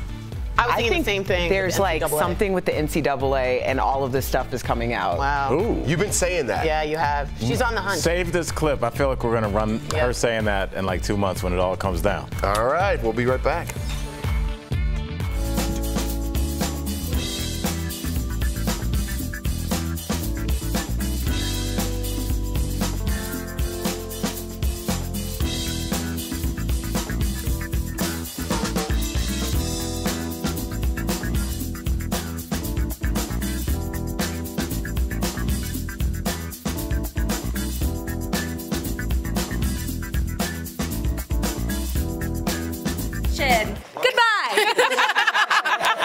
Kelly was just showing us that Beatles song, Hello, Goodbye, and it was very good. Thank you very much. It's called Fast Math. That's right. We are here with Felicia Jones answering your questions. Oh, that's such a good point. Now, there's some new taxes going into effect, and some people, even tax people, don't really understand. Well, Molly wrote in, I forgot to mark the new thing on my taxes that I was supposed to change with this new tax reform. What should I do now? Oh my gosh, so if that's the case, actually call up a tax professional, because you can get consulting services from them and they can guide you through it. They don't have to prepare your taxes, but they can tell you what to do so that you don't mess up on your own. Right, and if you've already done it, I do believe you can call and change it. Yes, you can retroactively. Yeah, and you can always, like, you can do your taxes again from years ago. Yeah, and here's, I know, what's crazy is that 17,000 people were let go from the IRS, and so there's very little employment actually there. It's almost an empty building. Yeah. So try calling the IRS. I know Somebody I tried might it. answer. Somebody might answer. I'm not lying. This is Leo. What is the best way to catch up on credit after you've already messed up your score? And we've talked about this, and paying bills on time is the way to go, you're saying. Paying bills on time, you have those credit cards where you can like prepay to kind of get you back into the mold of getting of establishing your credit again. But the biggest thing is it's a patience game at this point. It's a patience game. Pay your bills on time and don't go and try to open up more credit. Don't make it worse. Don't dig the hole deeper. Exactly. All right, guys, let us know if you have more questions. And as always, go to John Hancock at 1-800-978-0663. Bachelor franchise has been on TV for nearly 2 decades, and it's still one of the most popular reality shows today. Soon, you'll be able to stream the very first seasons, so we caught up with, of course, the original Bachelorette couple, Trista and Ryan Sutter, to chat about their love then and now.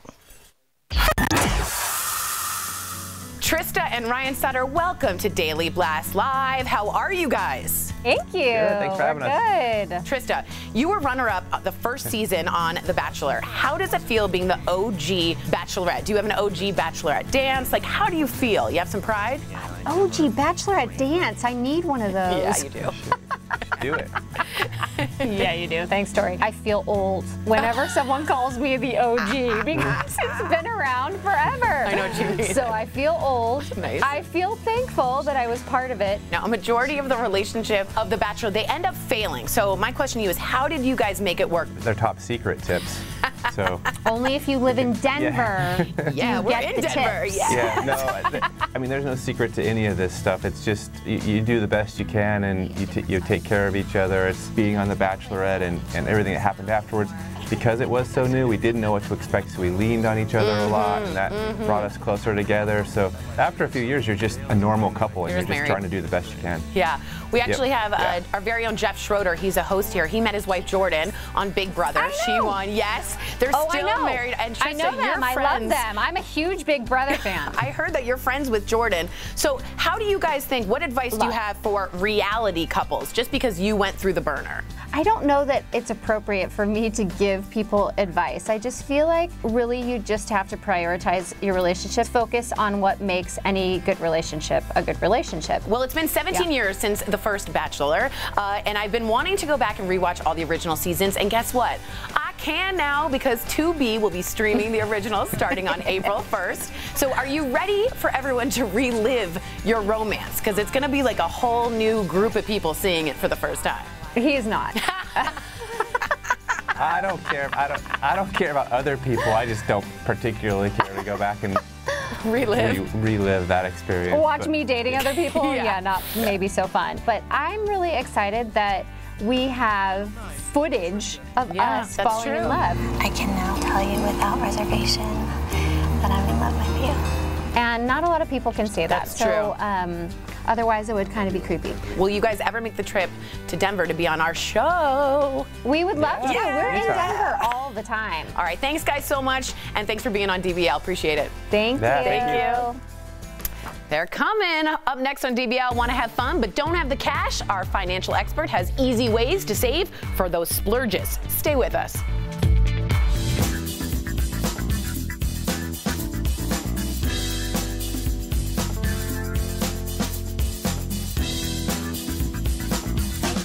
Happy Monday. I hope you all had an amazing weekend. I want to know what you all up to, so write on in and let me know and I can read it and see what was happening.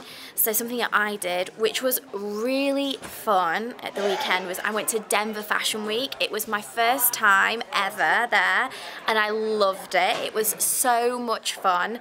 And last night was the hair show and we filmed with a hairstylist called Cha-Cha. She's going to be on Daily Blast Live over the next maybe week or so, and she's going to be telling us all about this year's hottest hair trends. And we saw her working her magic backstage. She was amazing. She did this amazing little like a crimp in the hair, and she got these like a bobby pin, and she wrapped all the hair around it and she applied heat to it, and then when she took it out it gave this amazing big kind of crimped style on the models, and they looked incredible. So I had the best time, and I went along with Brooke, and you can hear her shouting, and Brooke and Raquel, you can see her just there, so they are hosting at Denver Fashion Week next Sunday in the afternoon. Brandon's just tickling my foot, I don't know. Sorry. So Brooke and Raquel are hosting together a kids fashion show next Sunday, which is Sunday, March the 31st, and it's in the afternoon. So if anyone in Denver wants to go and support two people from Daily Boss Live hosting an amazing runway, it's the kids show, go in the afternoon, and you can get tickets at Denver Fashion Week website. I definitely want to go. I want to go and support Raquel. Look, Raquel, give us a wave. There she is. She's ready. And it's at the Air and Space Museum, and it's called Wings Over the Rockies. I had to write it down because I'd never been there before. It was my first time. And it's this amazing kind of like a huge dome with windows that look out, and as they have the catwalk in the middle, there's all these amazing planes. Like, the setting is honestly fantastic, and with the window it kind of looks out to the Denver sunset, and all the models came out and the sun was going down, and it was so pretty. It was gorgeous. So I highly recommend it. And they had great drinks and they had snacks, and if you want to go in the day, you can go and just visit the Wings Over the Rockies Denver, I want to make sure I'm saying this, Air and Space Museum. You can just go and visit during the day and see all the things that are there, but at night time is when the fashion is on and it is great. And last night I was really lucky because it was the hair show, so it was less about the clothes, more about like the hairstyles, and they were really avant-garde, they were really out there, and we saw a lot of wig work because the models were having, you know, huge bundles on their heads, and I saw a lot of dreadlocks and a lot of really cool styles, like really intricate styles, like little roses. Okay, I've got to go, but go and check it out. Denver Fashion Week. We'll be reporting on it. You'll see our piece, and Cha-Cha will be joining us over the next couple of weeks, telling you guys what the hottest hair trends.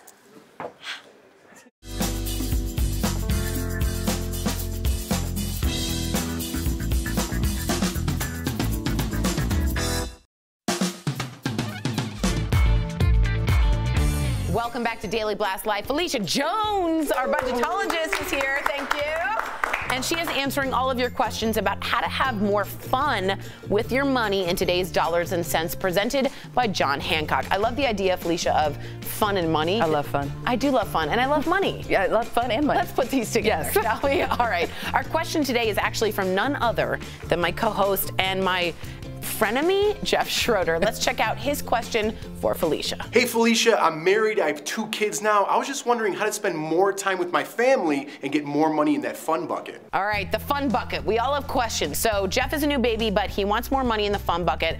How do we help him out? Talk to me about fun and money. So what we're gonna do is put more money into our fun bucket, and we're gonna follow the 10% rule. Ooh, I like this. So when it comes to the 10% rule, the first thing I want you to do is go and open up a free checking or savings account at your local bank, and we're gonna name it fun. The second thing is we're gonna look at your monthly income and take 10% of that and auto draft it into that fun account.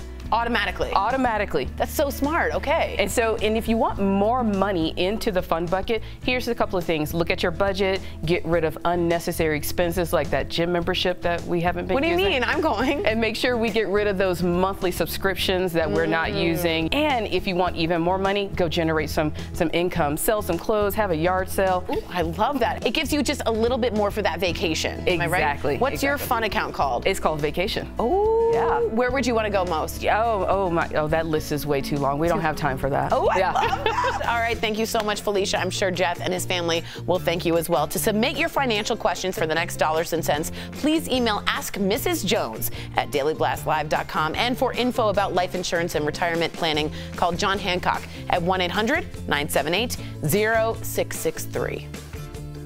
So I know that was a good question for you. You're going to make a fun bucket account? Yeah. Put 10% in? If I'm going to add 5 plus 2. Oh, boy. We're still doing this joke. Okay, all right. We're back on doing this. All right. Yeah, why not have a fun bucket? Yeah, and name it something that's important to you. You know what I mean? Fun bucket. Okay. All right, here's what's coming up next on DBL. Divas defend Michael Jackson after that bombshell documentary. We'll tell you how Barbra Streisand and Diana Ross are handling the backlash.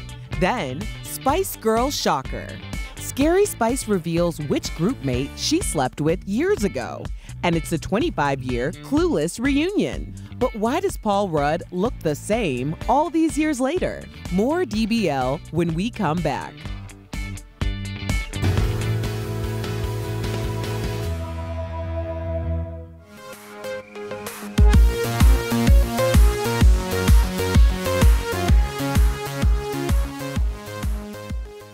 Welcome back to Double Jump, where we talk the latest in gaming, tech, and pop culture news. Today we're here to review Jordan Peele's Us, which is about a family vacation that turns upside down when they're attacked by doppelgangers. Alex, I'm gonna go to you first. Let me know the good, the bad, the great, and the ugly about this movie. What did you think? Well, the bad and the ugly are difficult for me on this one because I don't really think there are any. Right. But on the good front and the great front, I really do think the acting stands out in this movie. Like we already told you, and this is not a spoiler, it's about a family and it's about clones. So clearly, actors are kind of double rolling in this one, but you really can't tell at all. Like, that's how phenomenal they do. Yeah, being able to flip upside down in the exact same scene, like, and become the opposite of what your character was coming into the movie was absolutely brilliant on every single actor's part and actress's part. It's unquestionably amazing. Yeah. On that front. You know, another great part of it is the music. You can tell from the trailer the music plays a big role in it, and it's a really creative choice. The music is wonderful. I mean, who would have thought 5 on it, slowed down, would actually be a scary track. It set quite a creepy tone for the entire movie, and they used a lot of popular music. I mean, you got some NWA in there, some Beach Boys in there, which apparently they're better than the Beatles, but that's a debate for another day.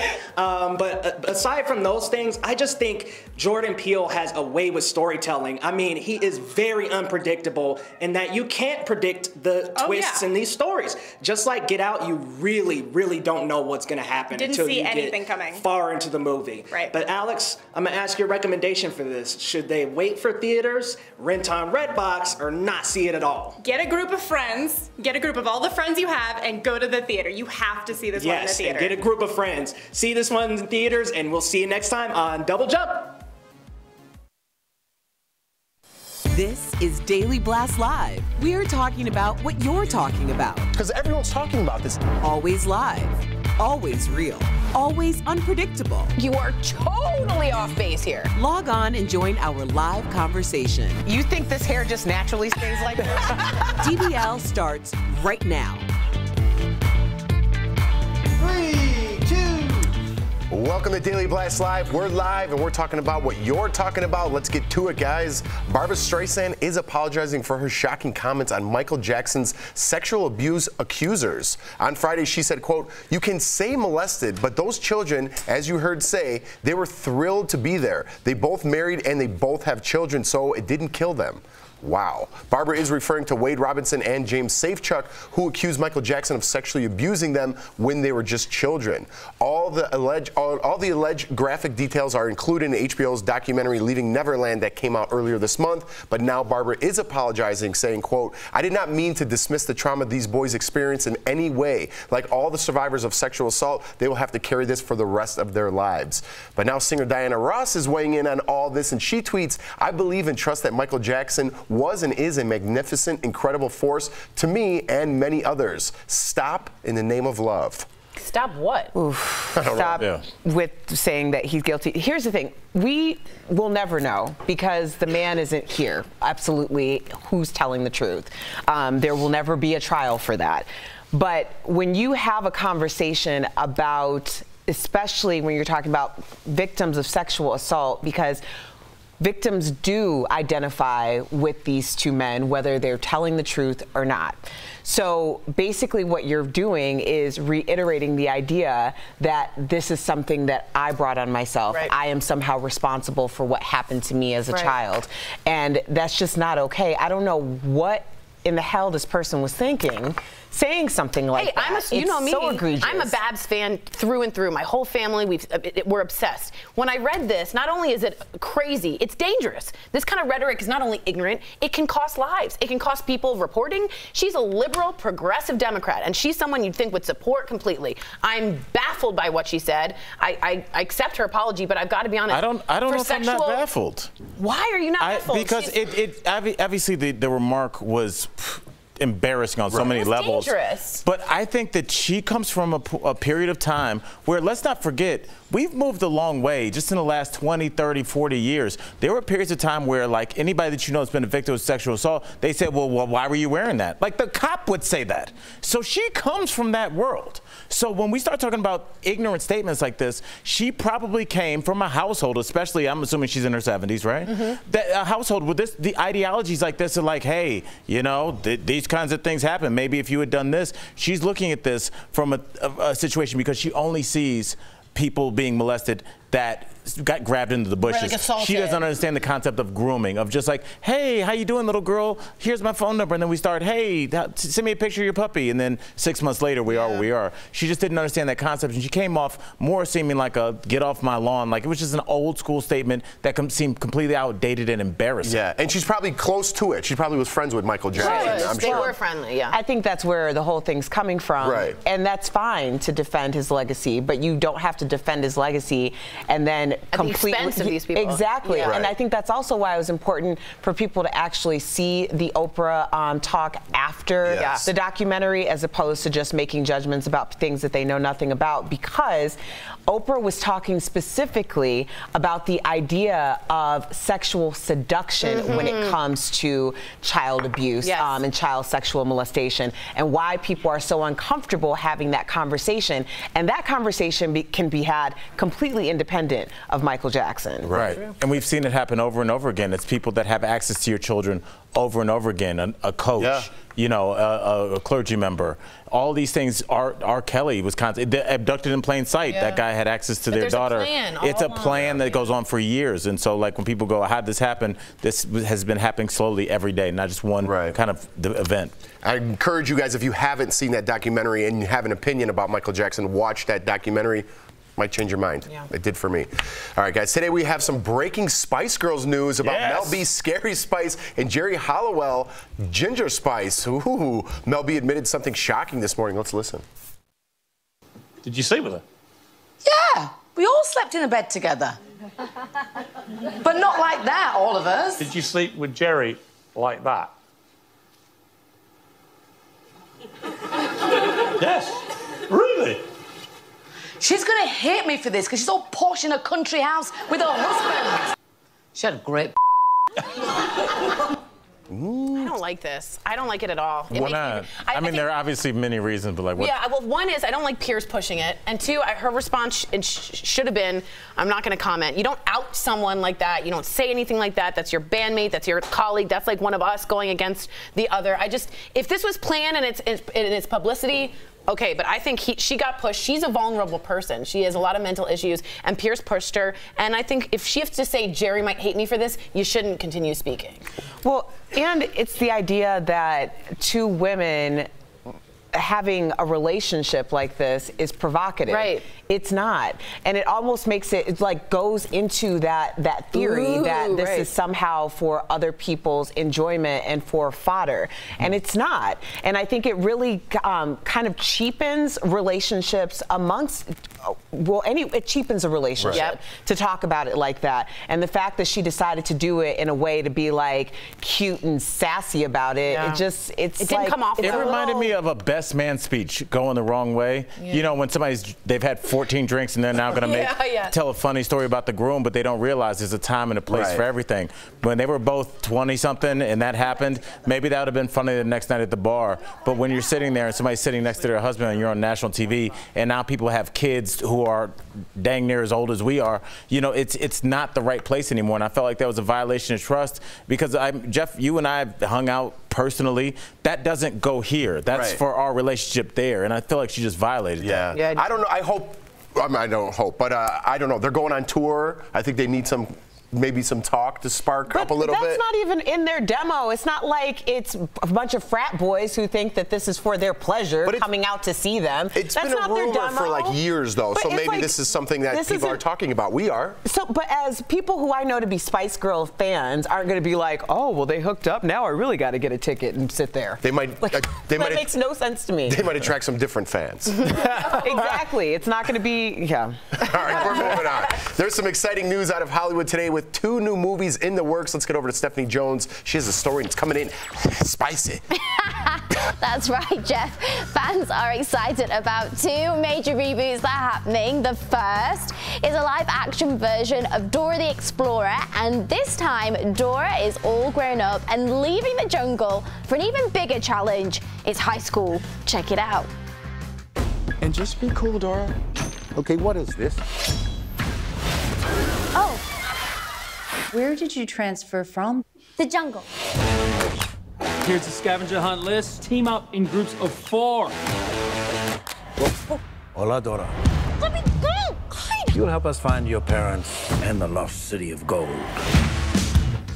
Dora and the Lost City of Gold hits theaters on August the 2nd, and Scooby-Doo fans are going nuts because their favorite 1960s classic is back.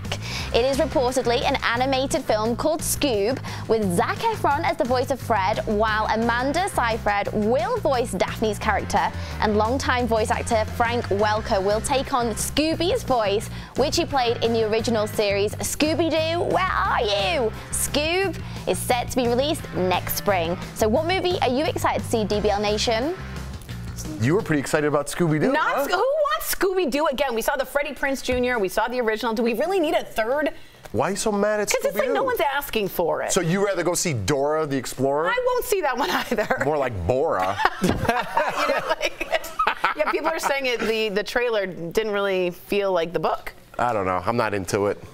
Was there a book? And also, I'm sorry, I think Scooby-Doo was really boring. Yeah, wow. I completely agree. So we're not going to see any of So the what, their movies. whole thing, we watch an hour and they arrest a 70-year-old man in a mask. All right. Yeah, don't forget to take the mask off. Yeah, it's like this grown man had access to that kind of technology. Please, yeah. Now I'm kind of interested. I want to see who's behind the mask. All right, cast of Clueless. I got one laugh. I like it. 4 high teenagers can destroy your whole plan. It is 4 high teenagers. There's a talking dog, man. All right, the cast of Clueless is back together 25 years after the movie came out. Breckenmeyer posted this photo with his co-stars Donald Faison, Alicia Silverstone, and Paul Rudd. Take a closer look at Paul Rudd. Now, this isn't a prompter. I'm supposed to read he hasn't aged at all, but he has. I'm so confused by this. Who in this room is pushing this agenda, okay? Alicia Silverstone. The man looks like he's the 25-year older version of himself. Alicia looked like she just got back from brunch. Yeah, I know. I don't get it either. No, I think he is known as the guy that never ages, but you do see in that picture he is aging. Yeah, we have to be honest. But he looks great, and Alicia looks fantastic. She actually looks more like she hasn't aged. I think so too. What was your favorite Clueless? Erica hasn't aged at all. Yeah, that's. You have not aged at all. We've only been on the show for a year. Yes, Erica, and we've also shown a lot of pictures from you from yesteryear. And you look when you're DJing. I mean, in a year and a half, look how Tori. I mean, it's falling apart in front of us. Y'all pick up my dignity. Okay.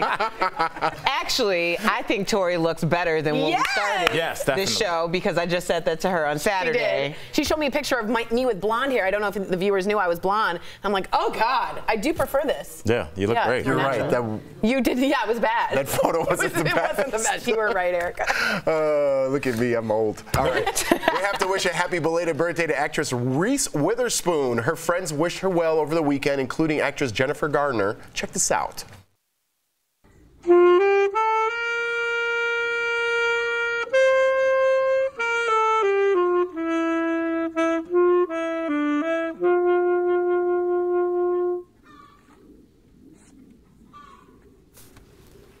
She does this a lot. She does? Yeah, she was in the marching band, and she does say it's not the same marching band outfit. She had to go and buy a marching band outfit. But isn't she like the coolest chick ever? She's close with Reese, and she just did a little Al doesn't think so. band. You don't think that's cool? That video makes her the coolest chick ever? I think it's sweet. I think that's cool. Why is that? Because she's openly being dorky, and that's who she is. She's not, though.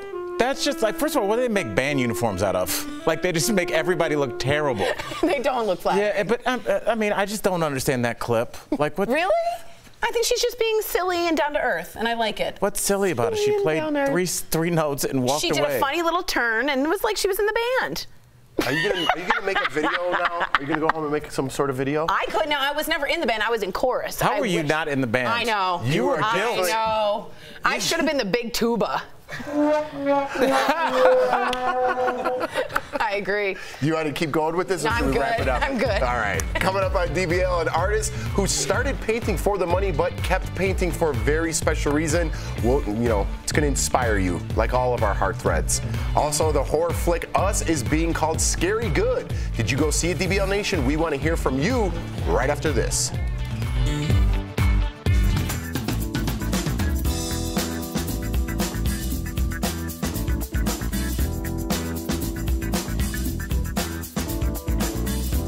Hair was a weird flex. That's a callback from an earlier show. It did. I mean, I can't believe I didn't even recognize you. Awesome. But this looks really way better. Really good with your skin tone. I didn't even know you were there. Hello. There you go. I wanted to tell you guys something about Us that I didn't know. Lupita Nyong'o, they have to play the same versions of themselves. And Lupita needed to change her voice somehow. And she and Jordan Peele had a long talk about what should the voice sound like. And she actually picked up on a speech by Robert Kennedy Jr., who has a spasmodic type of speech impediment. This is Lupita Nyong'o basing her voice in Us when she plays the scary voice. And she has this monologue. And she said, I wanted my voice to sound like it was coming out of sandpaper. But there's something spasmodic about the voice of Robert Kennedy Jr. that she used. Okay, cool. Do you need anything? Is there like any parking things or anything? So disconcerting. I mean, she has one monologue as the other, and it's worthy of every award. She's incredible. But again, I have a problem with the ending. Yeah, cool. I'm going to be honest. I felt like it was kind of an M. Night Shyamalan ending. I have a lot of follow-up questions. But Winston Duke and Lupita Nyong'o, Madison Curry, the kids, the family was fantastic. All right, don't use all this up. We got to do this in like a minute. Okay, like I can't stop talking. I'm sure I can figure it out. Well, see, that was weird. How was your I don't want to do that on air. That was a weird flex. What'd you do this weekend? Well, I went to the brunch, and then I took the dogs for a hike, and then I finished my cross stitch, my bell jar cross stitch. Look what you did to Jeff. I'm putting people to sleep. Maybe we should go back to the movie. Did you tell everybody at home that you wanted to get laughing gas for cleaning at the dentist? Someone wrote in that they do. Kimberly that's says crazy. she does. Why? Craziness. Why wouldn't you take laughing gas if you What's could? that going on with your teeth where you can't? You don't. It doesn't hurt at all. I just don't like being in the. It's No one uncomfortable. likes it. So then give me some laughing gas. No. Why? Because you don't know how people are gonna react. Like there's insurance to think about. Want to wrap it up for me, guys? Sorry about. Okay, so write us in. Should I have laughing gas for my dental cleaning? No. Or is she insane? Right. Please hashtag insane. Look at Brooklyn.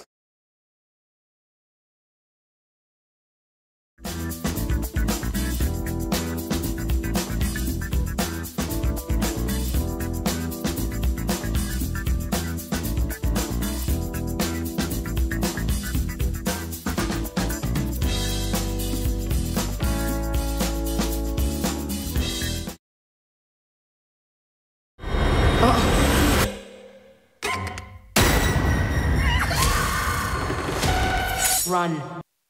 Welcome back to DBL. That was the trailer for Jordan Peele's new horror flick called Us, and it broke records at the box office. Let's get started with our breaking boo news. What is this? It's a new boo news thing.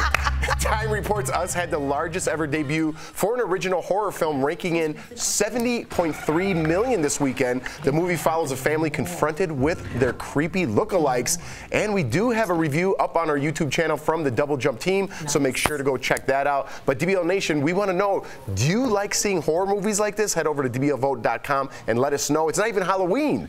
No, it's not Halloween, but I just and saw it's crushing. It's doing so well. Our theater was packed with people, like excited. So you saw it? Yes. And remember when you used to go to the movies and be excited? It was like an old school feeling. That's crazy. And it was really good. And I have to be honest, Lupita Nyong'o plays both characters as they do, and her voice is probably one of the scariest things. And it says she wanted her throat to sound like sandpaper. The acting is great. I have an issue with the ending twist. It felt a little M. Night Shyamalan. Don't spoil anything. I'm not. But write me and talk to me about it. But the acting is phenomenal. Winston Duke is incredible. Incredible job. Incredible. Wow. All right. How about what movies freak you out, Al? No, for The Ring. I know it's like 20 years old, but that's still the way that she's moving makes me. I don't like that. Did you see the way that person went up the tree? Right yeah, now? like it's I don't like that stop either. motion kind of move. Like, I don't like. Whenever something's like unnatural. Yeah, insect feeling. Yeah, I don't like that. What about you, Tori? Mine's a Disney movie, The Watcher in the Woods. I don't know if you have seen it with Betty Davis. No, we haven't. Why don't you just pick a normal That's movie? the scariest movie I've ever seen. That's the scariest I still movie. don't look into mirrors the same way or have white lace curtains. Why has no one heard of that movie? Because it's a horribly Clap scary. if you've heard of The Watcher in the Woods. Two. Can you just pick a normal, like Freddy Krueger or something? I'm picking the true movie. What's yours? The Exorcist. Okay, that's good. That's a good one. It's super scary. Like the old school Exorcist. Yes. You know? Oh, man. I used to have, like, nightmares. And that movie's a slow build, too. Yeah, I don't like anything that's like I believe in God and things like. So when you mess with like religion, it gets a little much for you. It's a little too much for me. I had to go with Candyman. Oh, the night that I watched that, I slept in a full-size bed or a twin bed with Big Mama and my little sister, and I hung out of the bed and I didn't care because I was in Chicago. And he was in Chicago, yeah. Chicago, and I was like, he is only 25 minutes east of me. Don't say. Wait, is that? Do you say his name like 3 times? Yes, and you don't do it. Don't you dare I won't. do it, Jeff. How about Beetlejuice? That was a good one. That wasn't scary. All right, so what do we got here? 64%. Yes. The scarier, the better. I like it. All right, maybe I don't. I don't know what I'm doing. Just trying to get out of here on this Monday. All right, and Us is taking over the internet with fan art and reactions, but check out this dance routine inspired by the movie from Step Up actress Kendra. Let's watch. Oh, yeah. How can I help you? You want to get...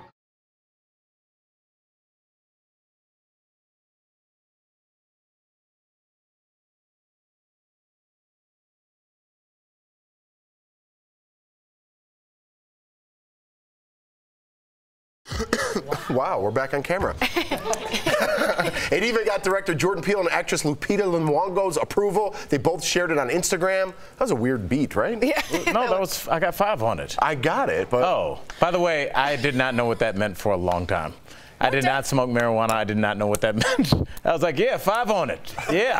I thought that meant miles. Still doesn't know. I thought that meant miles per hour. Oh my goodness. You really don't know what that means? To this day? I don't know what that means. I've got a 5 on it. All right, this is tanking. Yes. I was just in shock.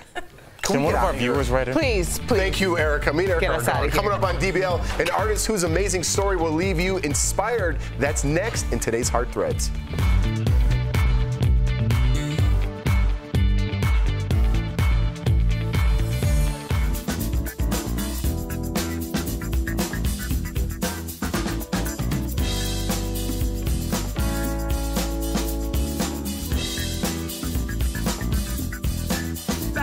Jones from John Hancock, and you guys are writing in all of your money issues, and she's not judging us. No. She's just kindly letting us know the answers. No judgment, no shame. That's what I love about Felicia. She doesn't judge me. Is it true you can negotiate a payoff amount with your credit card company if you can't afford to pay down your whole balance? This is from Alexis. You can. That means you have to just pick up the phone and just keep calling. For millennials, do you know what that is? You pick up the phone and you speak to someone. With a dial tone. With a dial tone, I know. That's right. So just call up. Yeah, just call and just see. They may reject you the first few times, but you know, just keep going at it. You've always said, always just call if you need to. You may get one person that'll just say yes. Wow. Yeah. Okay, so that's actually really interesting. If you guys, a payoff amount, see if you can call and find somebody that'll help.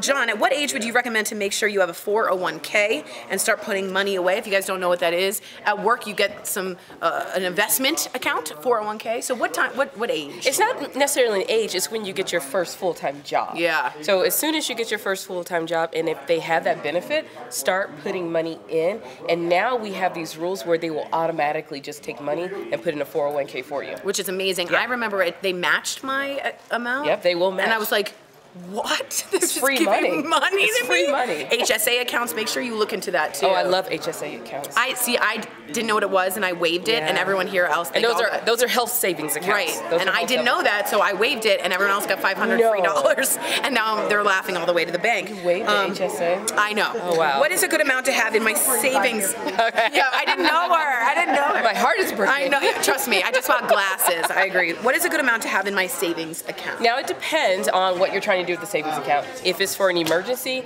always have at least 6 months of emergency savings. Okay. And it all depends on where you are in life. So but 3 to 6 months is a good. 3 to 6 months is a good amount to have. I gotta work on that savings. Bye guys. Artist. Watch how a woman with Down syndrome is creating beautiful works of art. This woman with Down syndrome uses painting as an outlet, and over the years has achieved great success. For Jennifer White, growing up with Down syndrome wasn't easy. It's kind of different when you're a Downs person. Jenny started painting in high school and was spurred on by one of her teachers. I came up with the thought and the vision, and I decided to draw it. Decades later, she has dozens and dozens of paintings under her belt. She even started her own art business and sells paintings on her website and at art shows. But for Jenny and her mom, it's more about the message than the money. She loves to see the moms and the little babies with Down syndrome come by. It's really important for the parents to see that, you know, older children with Down syndrome can really accomplish things.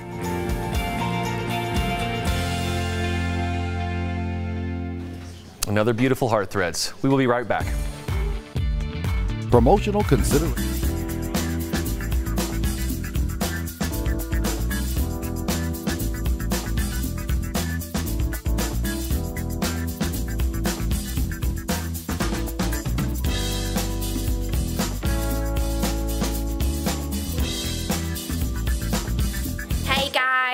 It's nearly the end of the show, but don't go anywhere because we've still got so much more to come, and you can watch us all the time on YouTube, and we're going to be back as well tonight for Access at 5, well, it's going to be at 5:30 if you're Denver time, but you can check all the listings on the website. But we were just talking about Fashion Week. It is Denver Fashion Week right now through until Sunday, and I'm so excited. I got to experience my first ever Fashion Week experience just yesterday, and it's this amazing, like an aerocraft museum where you can see all about, you can see about space, you can see about the earth, you can go in flight simulators. I mean, I wouldn't have necessarily put that with fashion myself before, but believe me, it worked. It was great, and you can go in, there's like a lovely drink reception, you can have your picture taken, and you know what my favourite thing about Fashion Week is how excited people get and how it brings people together. So you see couples going, you see families going, you see people that work in all different types of the fashion industry hair, makeup, stylists, magazines. It's such a great place to go and network, meet people. And if you're into fashion and you have a real passion for what's on trend, how to do your hair, how to do your makeup, if you just want to be inspired and revamp your wardrobe for the next season, it literally is the best place to go. And you'll meet like-minded people too that will all be like so open to talking about, you know, what they see on the runway, what their thoughts are, what their favorite pieces are. And you know what, it's a great way to get new ideas for your wardrobe, because you'll see things that you've never seen before. You'll see different color palettes, you'll see how to dress for different body shapes and figures, you'll see it for children, you'll see it for adults. Honestly, I can't tell you, it makes me feel really inspired and happy, and that's exactly why we went yesterday. So I went along with Brooke and also Peter, one of our cameramen here, and we did a segment on the hair trends. So that's going to be airing on Daily Blast Live imminently over the next couple of weeks, and with a hairstylist called Cha-Cha, and she was there backstage working on loads of different models, and we saw her doing some really inventive things that were really different, and the hair looked incredible. And sometimes we just need that, like a little bit of inspiration to give us a spruce, to, you know, mix up the way we look and make us feel good about ourselves. Because at the end of the day, every day when you get up and get dressed, you think about what you're going to wear, how it's going to reflect your personality, how you feel that day. Maybe you just want a cozy day at home and you put on your sweatsuit, or maybe you're going on a hot date and you want to put on a really cute dress or a nice shirt if you're a guy. You know, fashion is for everyone.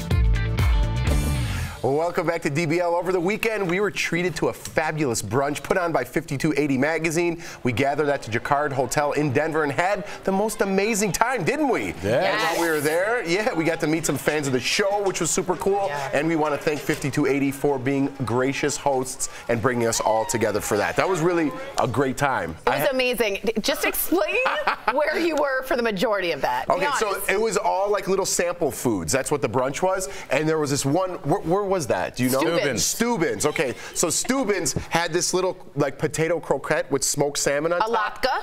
Oh man, it was so good. I'm like, listen, I'm embarrassed of myself, but I need more of those. I went back, I think I ate like a dozen. Jeff, Jeff, I think I can one-up you. The day after the brunch, I went to Steuben's by myself and ate in shame. I swear. I went to Steuben's by myself. It's right down the street from my house. I loved it. I booked Annette. If you guys don't know, Annette is another restaurant there, and they had a little cracker with smoked trout and like a little fennel. I saw that they were in the corner. You remember that one? And it felt like we were in Montana, like fishing with the wind. That was a good one. Oh, delicious. So thanks to 5280. Yes, we appreciate them so much. Thank you, 5280. There's a lot of credit here. Absolutely. It was delicious. We'll come back anytime. Make sure you got those salmon things. We'll see you guys tomorrow. Lock that in.